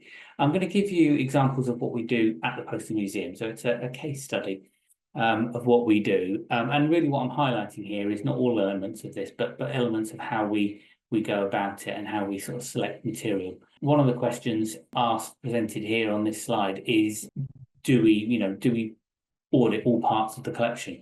And a big part of the problem nowadays, of course, it's nearly impossible to do that. Many museums hold thousands, tens of thousands, millions of items. And so to audit everything is very near impossible. So again, looking at what Spectrum says we are looking to verify, what we're verifying is the physical presence of the object. That's obviously the most obvious and in a way the easiest thing. But an important extension of auditing is to look at the accuracy of the number and the marking on the object, the accuracy of the object description, and the accuracy of the location information. So point one is just seeing that it physically is still there. But at the same time, I think it's a really useful opportunity to make sure that the description is correct and that it's accurately describing it, and that, of course, that the location information is fully up to date. What we're recording as part of that, and I'll take you through exactly how we do this at the Postal Museum in more detail in just a second. What we're recording is the identifier for the audit, the type of audit we're doing, how we're carrying the audit out, and who's doing it, and details of that. And you'll see more what I mean with that in a moment. But again, this is taken directly from what Spectrum advises on this. This is what it says you should be recording. And what I want to show you now is how we do that and how we record that information.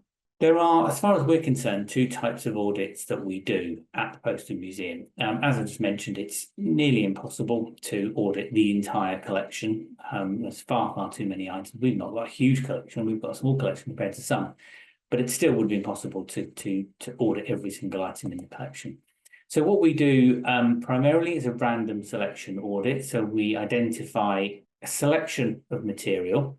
And the way we do that is to use a random number generator. We do it online now. So what we do is we bring up all of the items in the group of material that we are auditing, and we audit by location primarily. So we look at things that are stored at our main site. We look at things that are stored at our off-site site, and then we look at some of the other kind of groups of material that perhaps we want to audit. And we pull up separate lists for each of those. We put up a list of all of the things that are on our off-site store, for example, and they appear in order in a table with a number next to them, an Excel table primarily, or straight from the catalogue in some cases. And then we use a random number generator, which produces the number of items we wish to sort of audit, which is 25 or 30 generally within each group. And we then look at those numbers to select the items that we're going to audit, and that'll become clearer in just a moment.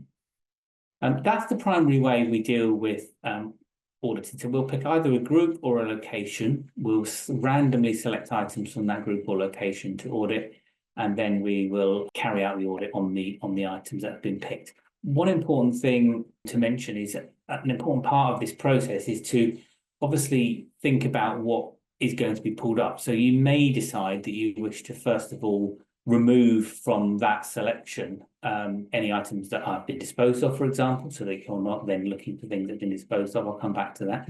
Look at removing things that are out on loan, for example, unless you want to include those. I mean, it's a good practice to, in a way.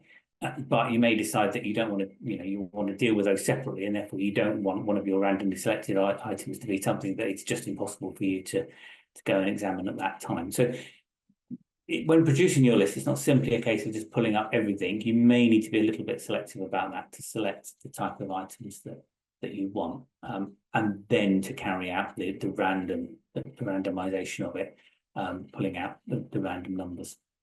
The other type of audit we do is a complete collection grouping audit. So we might pick a grouping tool of which we don't have huge numbers of items, but that the groupings are either have some sort of significance or importance or a perceived monetary value. So we may, for example, we've got a silverware collection. We do decide periodically to audit the complete collection group of that material. And we have a list of about 5 groups that we traditionally will audit the entire group of. So oil paintings, because again, we don't have huge numbers of them. Silverware, medals, because again, we've got a decent number, but many of them are items with a higher perceived monetary value, and also things like firearms that we keep, and that's more for a security point of view to make sure that they're regularly audited. So they're the 2 types of audit that we will generally speaking do. In advance of that process, the advanced process really is to agree the audit method, so agree whether we're doing a random or a complete group, agree the area for audit, and that's where it's important to, as I say, prepare your lists in advance to make sure that you're only auditing the type of the area that you want to do. So a particular store, for example, or a particular location, particular building. Preparing the sheets, the spreadsheets and the paperwork in advance. And again, I'll show you an example of that in just a moment, so that you're ready when you come to carry out that audit. And then we use the random number generator in the case of the random audit to generate the items that we select, the items that we wish to audit. On the day of the audit itself, we aim to have at least 2 people carrying out that audit. I mean, that's good practice generally, but also it's helpful. We need to ensure that we have access to the areas where the material might be. This is where, again, where it links back to perhaps excluding material that is obviously going to be out on loan, or it's in a different building that perhaps you don't have access to. Ensuring you have everything you need to get into those spaces, and gathering all the forms and the paperwork required. That's especially important if auditing in off-site location, off-site store, for example, where perhaps you don't have ready access to the documentation system, or even simple things like a printer, therefore you can't print anything out. So making sure you've got all of your preparation in advance, so that on the day you've got everything you need in one place and you can concentrate purely on carrying out the audit itself. In terms of what we record, this really links back to the earlier slide I had, with which Spectrum sets out what it is you're supposed to be recording. And the first few of these, so audit reference number is simply a number allocated to this particular audit. It's a number that probably won't live on with the object's history at all.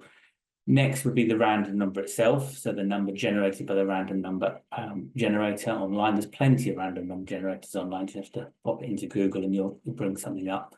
You basically put in the lowest number, probably 1, and the highest number, which might be 1 million, whatever, and the computer does the rest. The object identifier, the title and the location, and the number of objects. So that's all information we gather in advance. And then on the day of the audit itself, we are recording the audit, or the audit method again will be noted in advance. Then on the day of the audit, we're recording the accuracy of the object number, the accuracy of the object description, and the accuracy of the location, and then sort of more administrative fields at the end, who did it, when we did it, and any notes that might be important to record. So in terms of what that looks like, the sheet that we would prepare in advance looks something like this. Obviously, this is just a snapshot, just screenshotted a section of it. So you can see the audit number on the left-hand column, column A, is literally an audit reference number for the purposes of this audit. That really is a number that will never not be used again and doesn't relate to the object's longer-term history. The randomized number, so this is the number that the online tool generated. You can see 82, 105, 121. These are numbers that have been pulled off from this system, and then we've gone to the list and we've looked for the 100. And in the case of this top one, we've looked for the 82nd item on the list, and that's the item that we've then sort of pulled out. So it is completely random, and it does therefore generate real opportunity to get properly random items, and there's no kind of bias involved there, thinking, oh, I won't pick that because that's difficult. What this does sometimes highlight is that it will sometimes pick difficult objects. We did, well, sometimes it will pull out things that you think, I could really do without it having picked that, because it's particularly difficult to get to. Maybe it's very heavy, or it's packed, very well packed, but that's the nature of doing these things. So then you can see the other columns that I've just sort of referenced. The object number obviously is important. The title of the object, the location is vital because you can't find it. The number of items is important. The audit method is you can see there. And then the remaining fields here are blank because this is the sheet in preparation in advance. So what we are then noting on this sheet is the accuracy of the finding number, accuracy of the object description, accuracy of the location information, and then those more administrative fields at the end. Having completed the audit, and these things can sometimes take, the audit itself of a group will usually be done within a day, but what we normally do is we do different stores and different groups of materials. So we'll do probably about 4 or 5 different audits across the period. So it'll take sometimes a couple of weeks to complete. A report is written up. It's a Word document report. It's a relatively simple sort of report, but we record the method that we carried out with the results that we've found and the actions. Importantly, the actions that we had. There are always actions. There's not actions out of it. I'll be very, very surprised. There's always some action that comes out of this audit. So we have a written report with screenshots or with links to documents. So we will include a link to the spreadsheet, the completed spreadsheet, where the actual audit decisions have been recorded, or the discoveries have been recorded. And again, I'll show you in just a second one of those completed sheets or a section of it. And then within the written report, we'll include a section that requires, indicates the actions that we have to carry out. And we'll always aim to try and do those actions immediately if we can, or soon after if we can't do them immediately. In terms of who we share it with, we share it primarily in our case, and obviously different organisations will have different situations here, but we share it within the team, and we share it with our collection subcommittee. So the Postal Museum, as a medium-sized independent museum, we have a board of trustees, but we also have a subcommittee that looks after collections matters.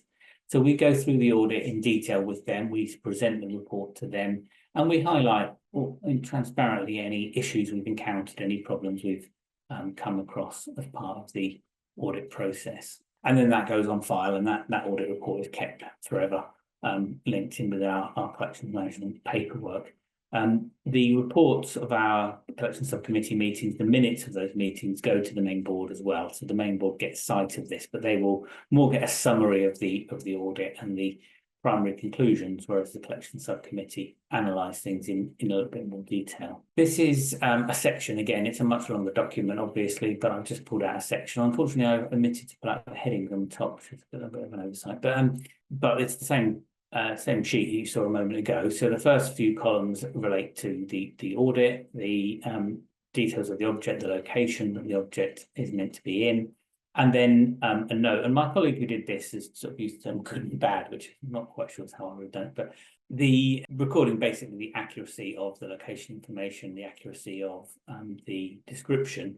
And I left these ones, I included these ones because I thought it was quite amusing to see the bad location information here on this item here, these particular certifying seal hand stamps. Bad because it's in a grey cabinet or in a red cabinet. So I think if that's the extent of our problems, I think I'll be quite happy. And that's a good example, however, of something that's very, very simple to change. And actually it's in a different cabinet. There are cabinets, different cabinets, and it was obviously in a different cabinet to what the computer said it was in. So we were able to amend that straight away and resolve that quite quickly. I included also this one here in red towards the bottom, second one from the bottom, which was disposed of. So this one was one where the person preparing the paperwork in advance didn't check properly, spent a little bit of time looking for an object, only discovered that actually had been properly and ethically disposed of. And actually, had we perhaps been a little bit more careful at the beginning and excluded items that had already been disposed of, that would have saved some time. But nevertheless, it's useful sort of evidence and useful sort of site. So as you can see, generally speaking, we record the accuracy of the information And if there is an item that's missing that can't immediately be found, then obviously it's looked for. And the aim always is to find it before the report is finally written up, before we present it to the collections subcommittee, to make sure that we, are sort of presenting a complete and a successful audit. It's not unusual to find something in not quite the right place. I'm pleased to say we have always found things. There's never been anything that's been, totally missing as a consequence of this process, but we almost always have something that isn't quite on the right shelf, isn't quite in the right box, or the description isn't quite good enough. And it's a good opportunity, not really an auditing point, but it's a good opportunity to just have a look at something and think, oh, that's not, that could be described better, or that could be spelled correctly, or that could be changed slightly in its presentation. So it's a good opportunity just to tidy up the records a little bit as we go along.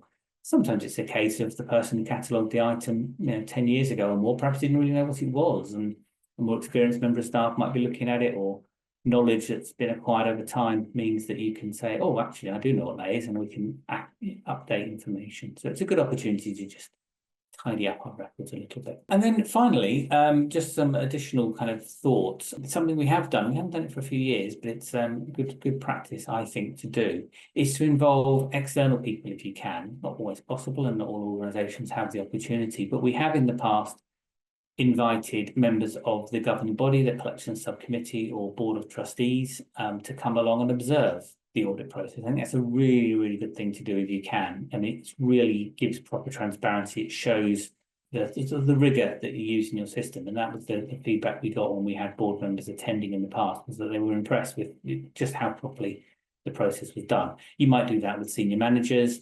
You might do that with other members of staff, perhaps non-collection staff. Again, it's, I think, really good practice to have somebody who's not part of the collections team overseeing that, to prevent any kind of problems with kind of being too close to the project. Or even, we've never done it with external people as such, but having external people in, maybe they're from your community, maybe they're from your visitors, or from your sort of friends association, if you have such a thing. So there's a good opportunity to sort of bring other people involved into the process. So thank you very much. That was everything I had to present, but I'm obviously at the appropriate time happy to take any questions. Thank you very much, Chris. Thank you. It's very, very useful and interesting. Lots of claps coming your way. I hope you can see them on the screen. Hello and welcome back to the final portion of today's Collections Trust Symposium. So we're going to go straight into the Q&A. So I'm now going to introduce Anna Rhodes, who's the Outreach Officer at Collections Trust, who's going to be chairing this afternoon's Q&A. Thank you, Sarah. Yes, welcome everyone to the question and answer section for our case studies from Nancy and Martha from Buxton Museum, and also Chris from the Postal Museum. So I can see some questions in the Q&A. I think I'll just start by, quite a few of the questions are relating to audit and, whether the audit is an inventory or whether it's an audit. I'm not going to talk about this too much because this is the chance for you to ask the questions for our case studies, but I have put in a video, one of our bite-sized videos in the chat, which kind of really simply just kind of outlines the difference between, what's an audit and what's an inventory. Very much in essence, an inventory would be starting with the objects, going through those objects systematically in one place to get that kind of basic inventory information that you need. Whereas with an audit, like Chris was saying, you're starting with that information and then you're working backwards to check that the reality matches that information. So, Chris, I think you've got lots of questions, really. There's definitely a theme. People are wanting to know, how often do you carry out your audits? So we've got Jade writes, how often do you carry out random selection audits? And has the number of objects you audit increased or decreased compared to when you started? This is obviously something that they're looking to implement as well. So I don't know, Chris, if you've got any kind of thoughts around that. Yeah, I mean, we do it annually, basically. So we make it an annual activity. I think more frequently than that's unrealistic. In terms of the number we do, what we used to do was 30 randomly selected items, but we now do that from different areas of the, 30 is a very small number. But we do that from other parts, different parts of the collection. So we do 30 items from our off-site store, 30 items from our on-site store, 30 items from our philatelic, our stamp-based collection. And then we used to do annually, we used to do one of those 5 complete group audits. So 1 year would do all of the oil paintings. We don't have that many, as I said. And then the following year we'll do all of the weapon collection, and the year after that, all of the medals and so on and so forth. So every 5 years. So basically that's what we do. We do it an annual thing. We tend to do it in January. Traditionally we do it in January, sort of fresh in the new year, but it has varied over the year. Yeah, thank you, Chris. And thinking about that, within your own organisations, it's, what's right for Chris at the Postal Museum obviously isn't going to be right for everyone. When you look at the Spectrum policy guidance for audits, it asks you questions about how often you want to do audits within your organisation. So it's definitely something that you can kind of think of, as a site specific kind of question. And we've got another question for you, Chris, from an anonymous attendee who says, Chris, you said that you produce a report of the audit using Word. I was wondering if you have any tips on how you present the search results. Do you summarise it in writing, include figures, for example, percentages of accuracy, or use graphics to display the results? A bit of all. I was going to include a screenshot from the report in the slides, but screenshotting Word documents just doesn't really come across very well, and it didn't work. It's basically, I'm very happy to share it with people. It's basically a sort of 6 or 7 page Word document that begins with setting out the process and how we did it, and then it includes a table. We don't use sort of infographics as such, but we use a table that sets out number of items audited, number of items found in correct location, number of queries, type. A very simple table basically that sets out what we did, and then a narrative bit about sort of conclusions, and then a section on action. So it's a series of paragraphs essentially with some tables in it. And so I'd be very happy to share it with anybody, but it didn't translate very well to the slides, so I decided not to include it as a screen grab. Thanks, Chris. You got a thumbs up going up on the screen for that. I was interested to know, when you thinking about the reporting, how interested do you find that the board is in your audits? Is it something that you're really pushing, or do you find that actually they're very interested in it and this kind of push to be accountable? It's changed over the years, to be honest. We had our former collection subcommittee were very, very interested in it. It then it fell away a little bit, particularly during pandemic when we weren't on site as much and when we had a number of changes to staff. So we've only relatively reintroduced it with a degree of regularity. But the board are very interested in it. They understand the importance of it, and they understand, their role as board members or committee members in sort of being responsible for it. So they recognise it as important as for them to fulfil their duties and making sure that they know that we're doing our best to sort of check that everything is in place and where it should be.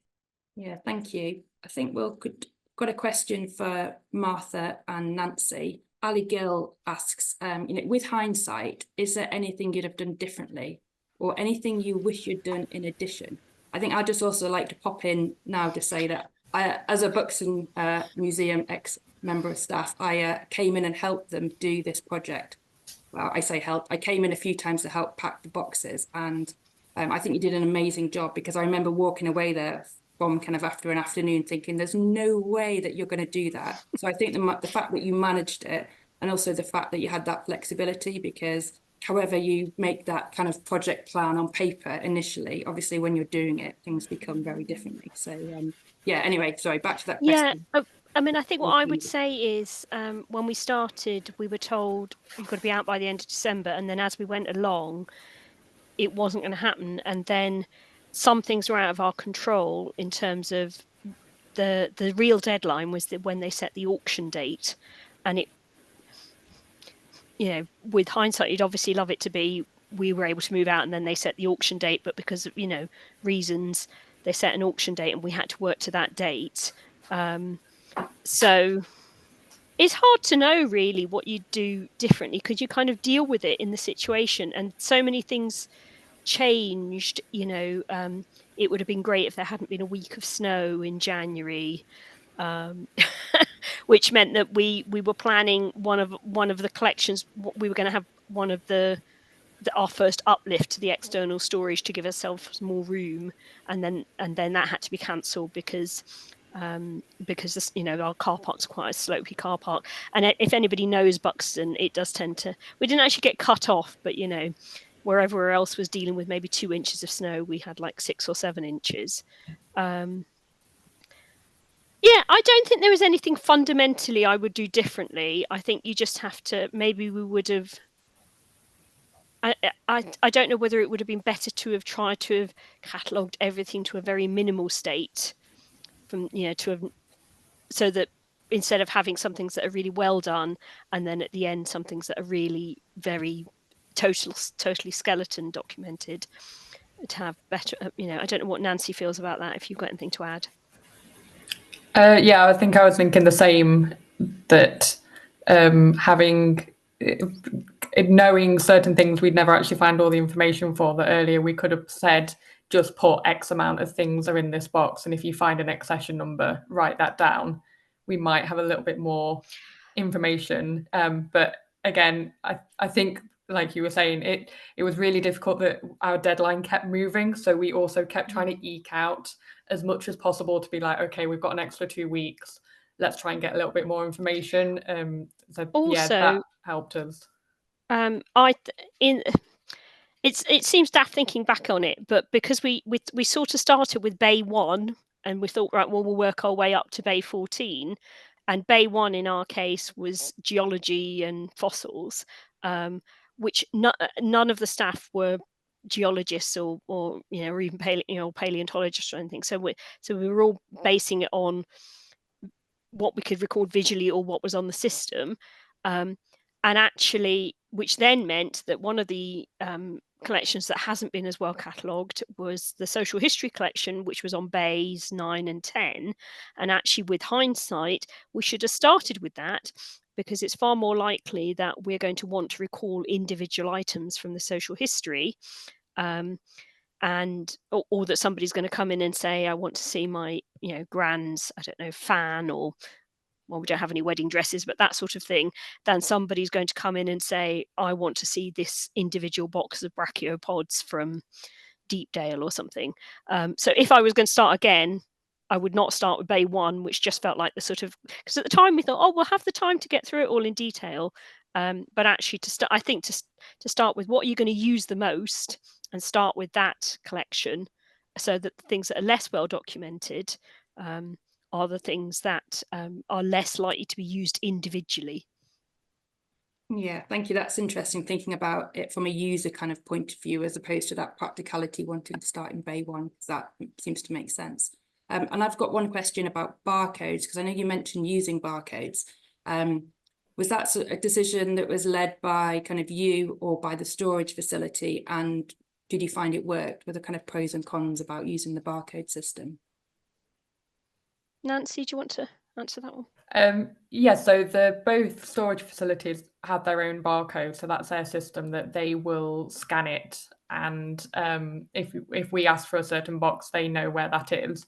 It worked well. I would say it was interesting because even though they both use different barcode systems, one was far better. So one of them gave us a little sticker of that barcode. So in my list, I just need to put the sticker on, which was far faster than the other storage location, where I had to individually write kind of 11-digit numbers each time. But yeah, it was kind of led by them, but it worked for us, and we decided that we wanted that BM to be our system.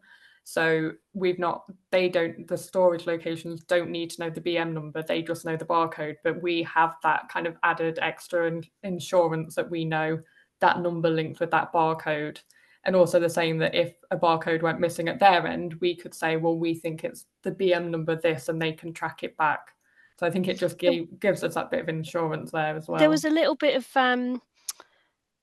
practicality in that for each, because there was an intake fee for each item, so that the more barcodes you use, the more we'd pay in terms of an intake fee. It wasn't an absolute critical thing, because it wasn't a very high intake fee, like, I don't know, £2 or £1.50 per item, but there was an incentive there to put 10 items in one box if you could. So we did that with a lot of the smaller paintings. A lot of the smaller paintings, we actually boxed them up, but because we I can't remember exactly. We needed to just get on with it or something, didn't we? Oh, we were waiting for the boxes. That was it. We ordered the boxes and they took weeks and weeks and weeks to come, and we couldn't wait for the boxes to arrive. So we ended up packing the paintings individually, giving each one a BM number, and then putting those in a box that then got one barcode. So in some cases, one barcode covers 10 to 20 BM numbers, but we've got that listing and know. So it does mean that if we wanted to say recall an individual painting, we'd need to recall a whole box full, but we can pinpoint it down to, we would know that's the box that that particular painting is in. Thank you. And we've got 1 minute left. So just for one last question for you, Chris, are the actions from your audit all item specific, or do you find themes for actions emerging from multiple objects or those across multiple audits? I don't know if you've got a kind of 20-second thoughts on that. I think they are item specific. So if something is found and the information relating to its location is incorrect, but I think where you would perhaps extrapolate that up would be if it was an item in a box with multiple items in the box, and therefore if the shelf it was noted it was on shelf 4 and it should have been on shelf 8, then obviously what we would do is amend the records for all of the objects in that box, not just the one that we were happen to be auditing. So I think that's where it would be a collective action. But generally speaking, the actions are unique to each object, and there's not really a theme that I've noticed. Great, thank you, Chris. Right, it is 25 past, so I think we better hand back over. Thank you everyone for your questions.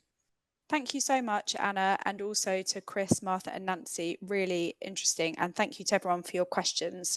So the final part of the day is a panel discussion all about documentation backlogs, of which many of us deal with documentation backlogs on the daily.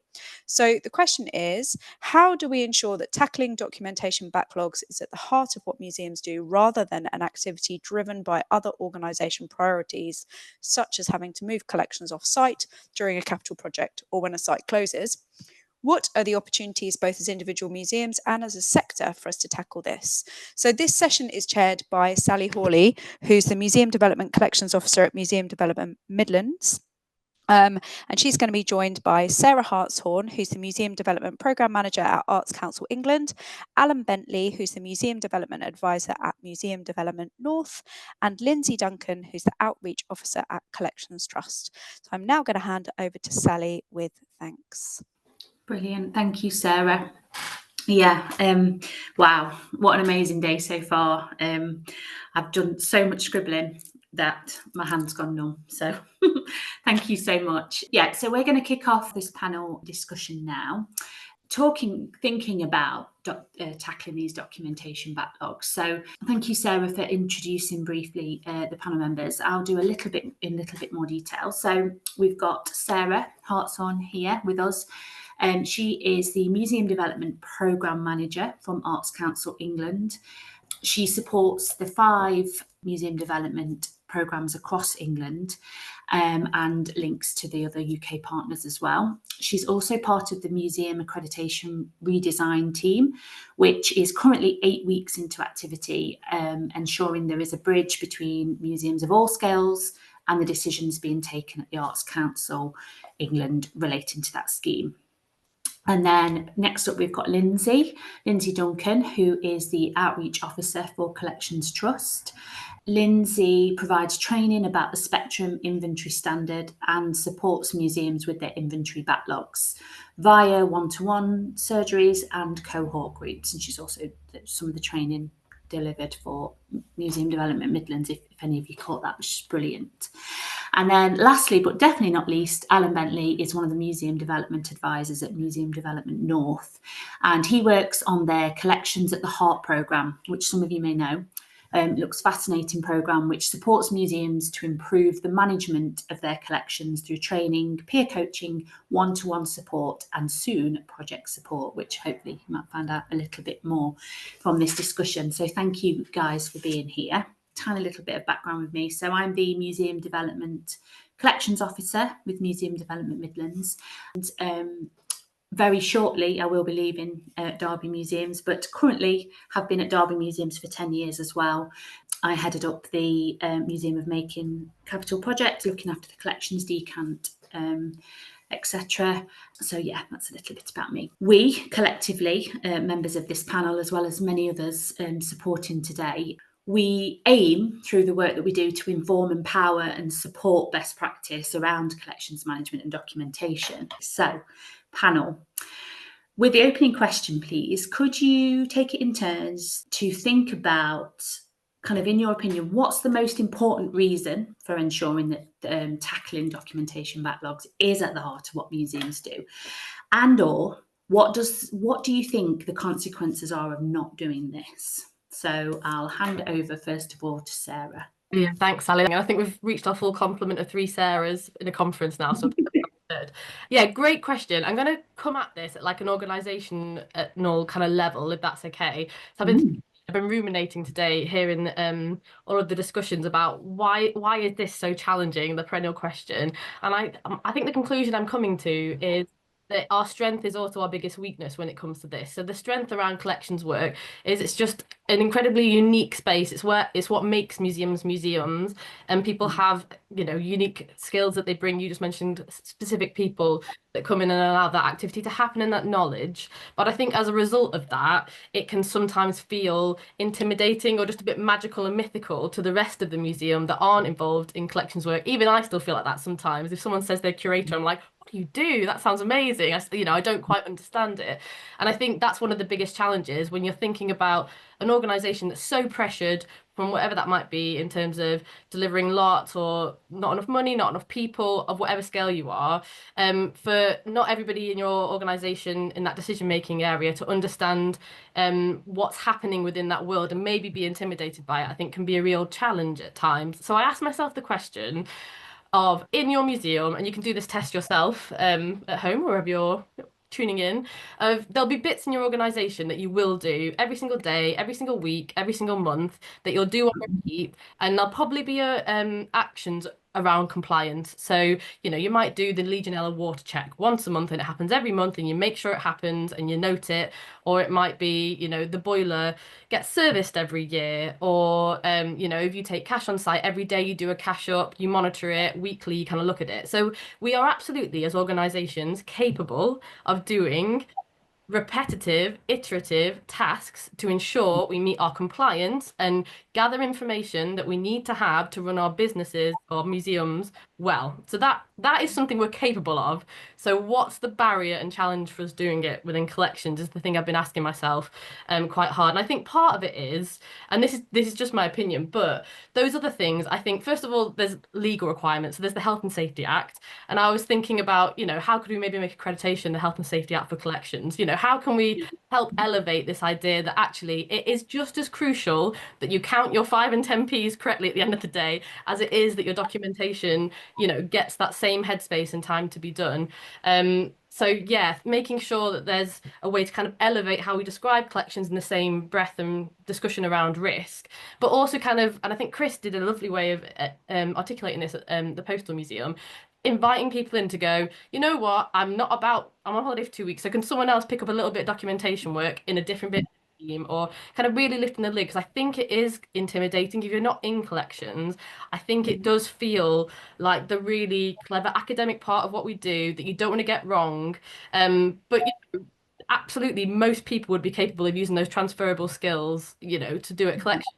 I was thinking in my last job at Nottingham Castle, I managed a couple of cafes, and you know, the people that were on kind of living wage were doing all the temp checks, like all the kind of regulatory checks every day, that if they got them wrong, you know, if someone could get food poisoning, the risk's huge. But actually they did a brilliant job, of course they did, and they could absolutely apply that skill to other elements of collections work. So I think democratizing it a bit within the realm of possible, and what's, you know, practical and reasonable within a staff or volunteer team that has its kind of specific ways of working, but really bringing the discussion around collections back into the everyday mundane discussion of, we run this, we have to reach this level, and we want to reach this level, we can do it over here, so let's do it over here as well. So I think that's my thought. Perfect. And I think that segues beautifully into, I'm going to go to Lindsay now. So thinking about, it's that, what's the word? The accountability, isn't it? It's just as important. So Lindsay, I wonder if you could give us your thoughts on that first question, please. Thank you so much, Sarah. Yeah, totally agree. Yeah, thanks, Ellie. And yeah, absolutely agree, Sarah. So yeah, I think just sort of building on what you were saying about unlocking that kind of mythical and mystical. So I think there's some work to do around sort of, I guess, sort of clarity and transparency. So, you know, just really making sure that the people doing that documentation really understand exactly what needs to be done.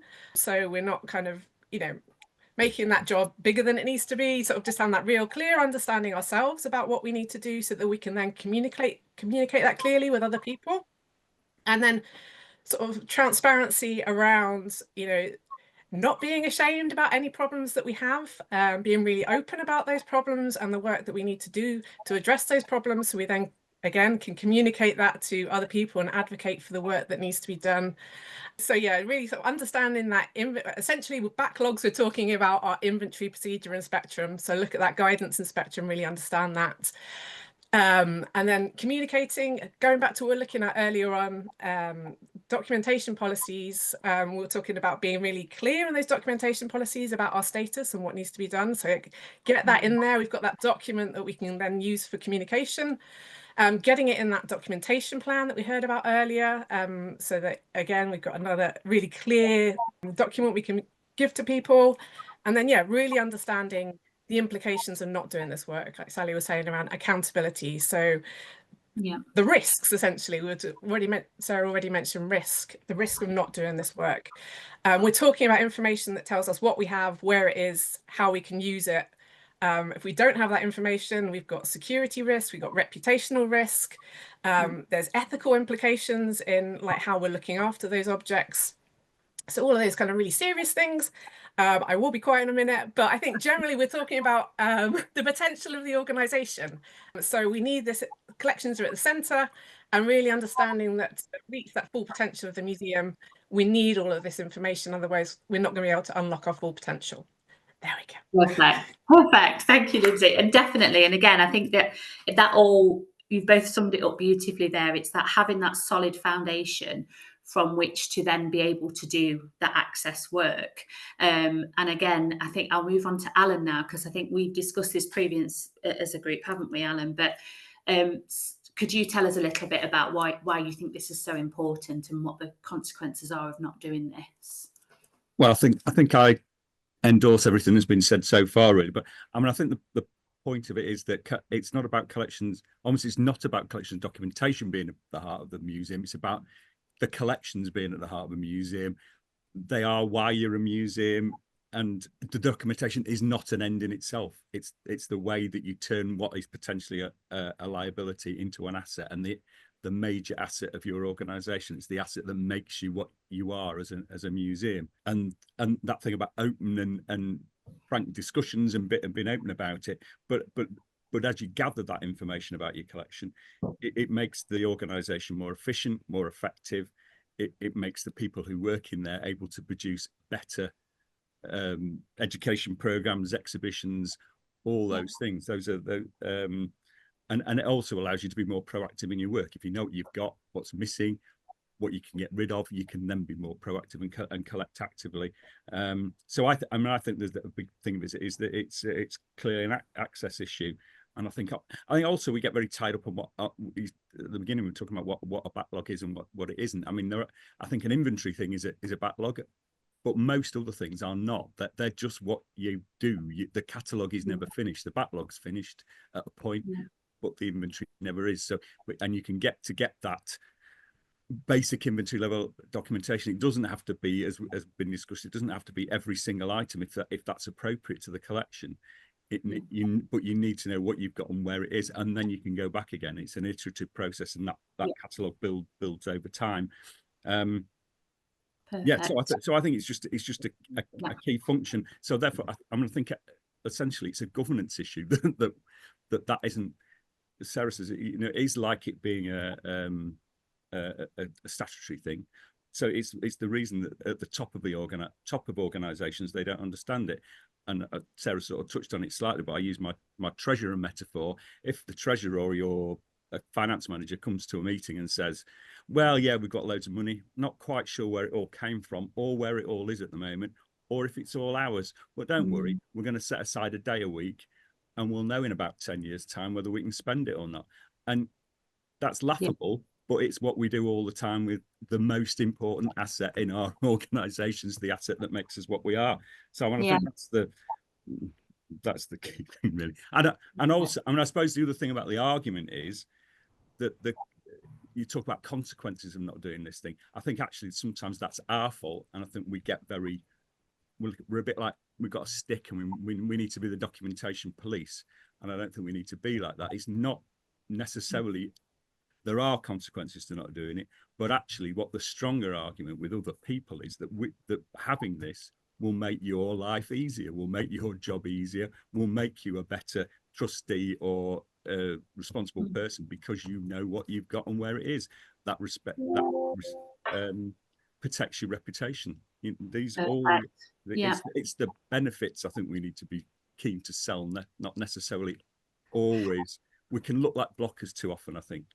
Yeah, perfect, definitely. And I think as well, that comes to everything that we've just spoken about there.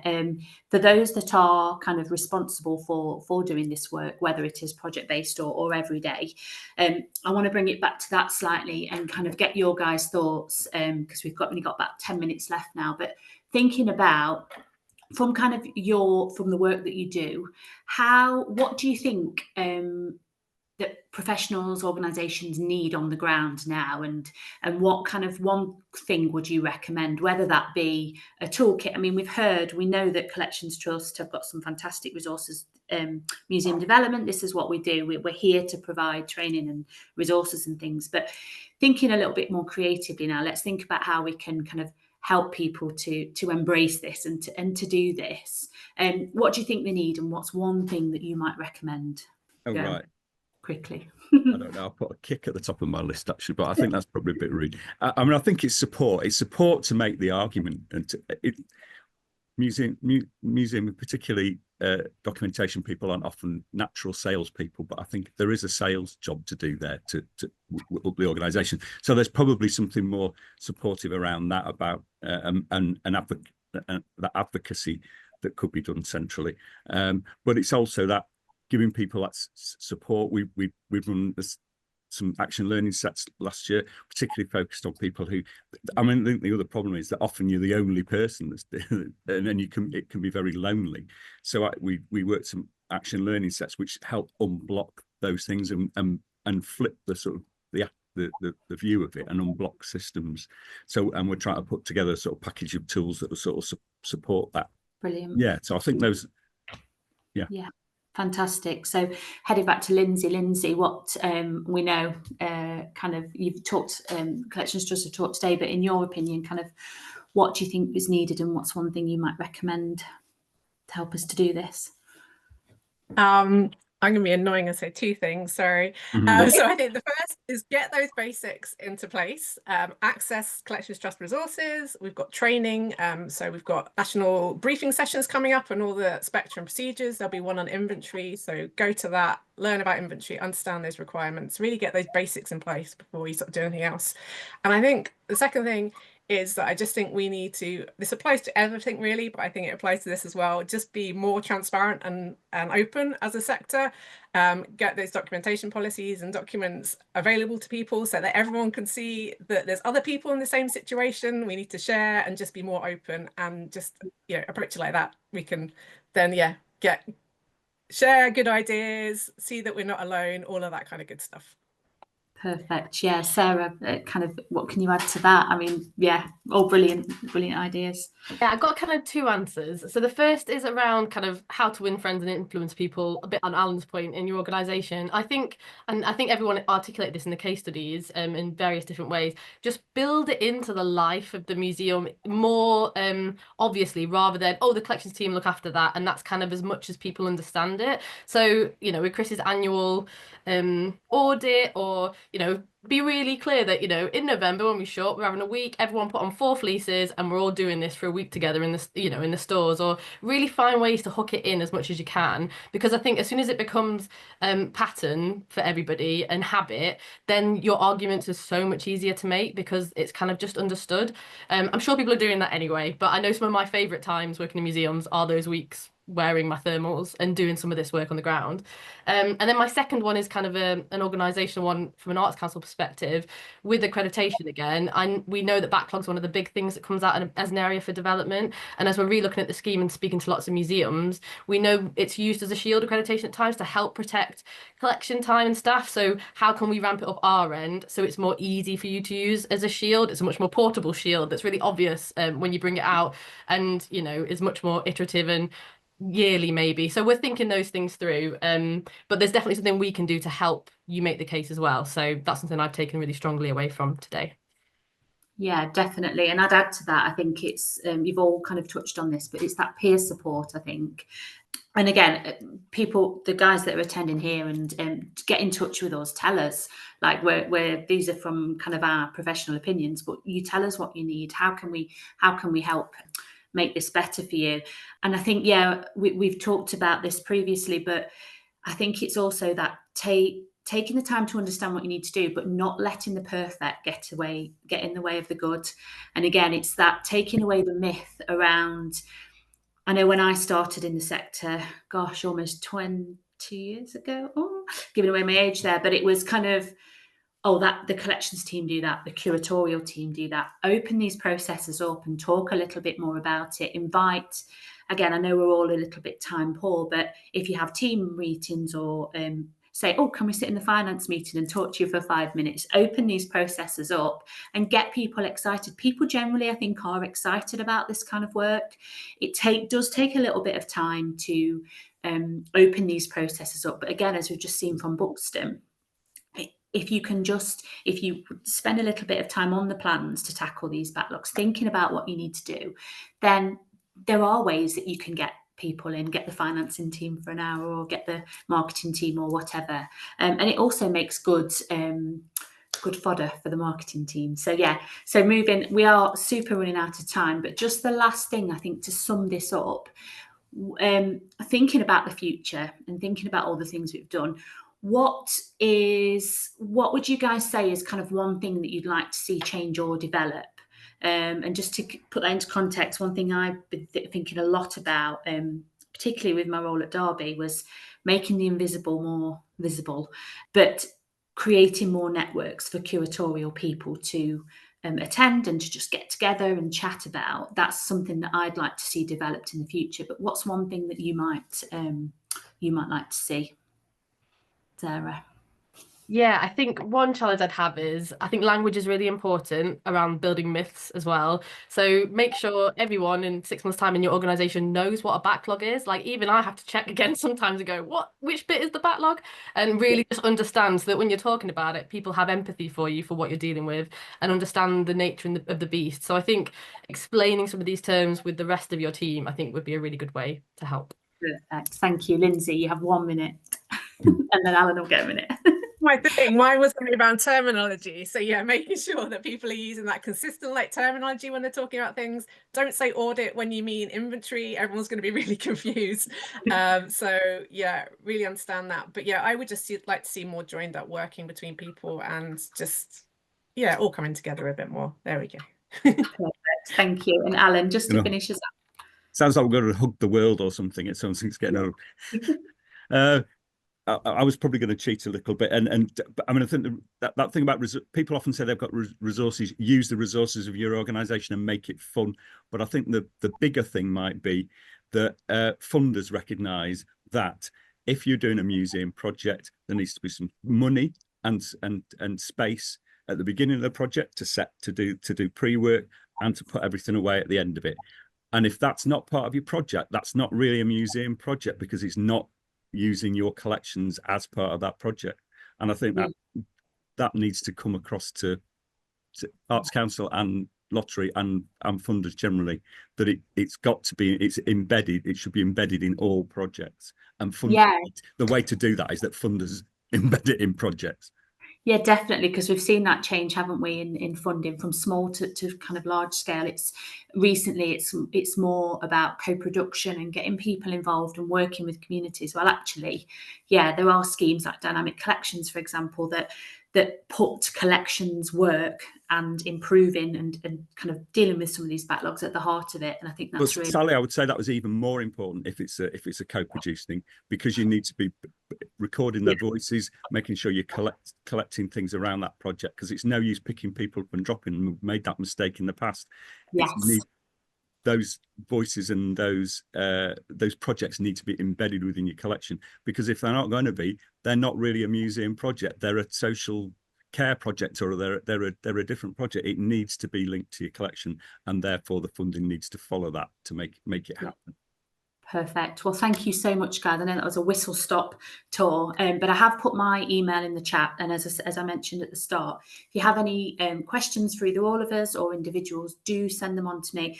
But the one thing I'd say is I'd remind people to keep in touch with all the organisations, Collections Trust, your local museum development, even Arts Council. Like, reach out to Sarah and guys, just keep talking to us. Tell us what will help you, tell us where you are, and that will help to inform the programming and the support and the training that we're providing you. So thank you so much, guys. That was fantastic. And we'll hand back to Sarah. Thank you so much, all of you. Thank you for your time. And it was really, really interesting and inspiring, actually, in many ways, conversation. So just to wrap up the day, we've just got 5 minutes left. So what I wanted to just check that everybody is understanding of the kind of new programme. So today's symposium is the launch event for a series of national sessions covering all of the Spectrum primary procedures. So it's a rolling programme. There are 4 introduction to Spectrum sessions, and then there are 2 of each of the primary procedures throughout this year. They are 1-hour briefing sessions, and they're covering the definition of the procedure, giving it some context, explaining what the procedure is, where to find the information, etc., giving some resources and links to guidance, and then there'll be time for questions at the end. So they're hour briefing sessions. And you can see on the screen now, these are the ones coming up that you can book onto. There are some already live, and you'll find them in the usual place on your separate museum development area website, wherever you book them, and they will come through in your newsletters. But in addition to those national sessions, each museum development region will also be organising various other in-depth sessions with Collections Trust, which you'll be able to book or already they will be available, or they are already available via the kind of usual channels, the MD newsletter, events booking page, etc. So have a look at those there. So I've got a few thanks as well. So a huge thanks to all of the speakers.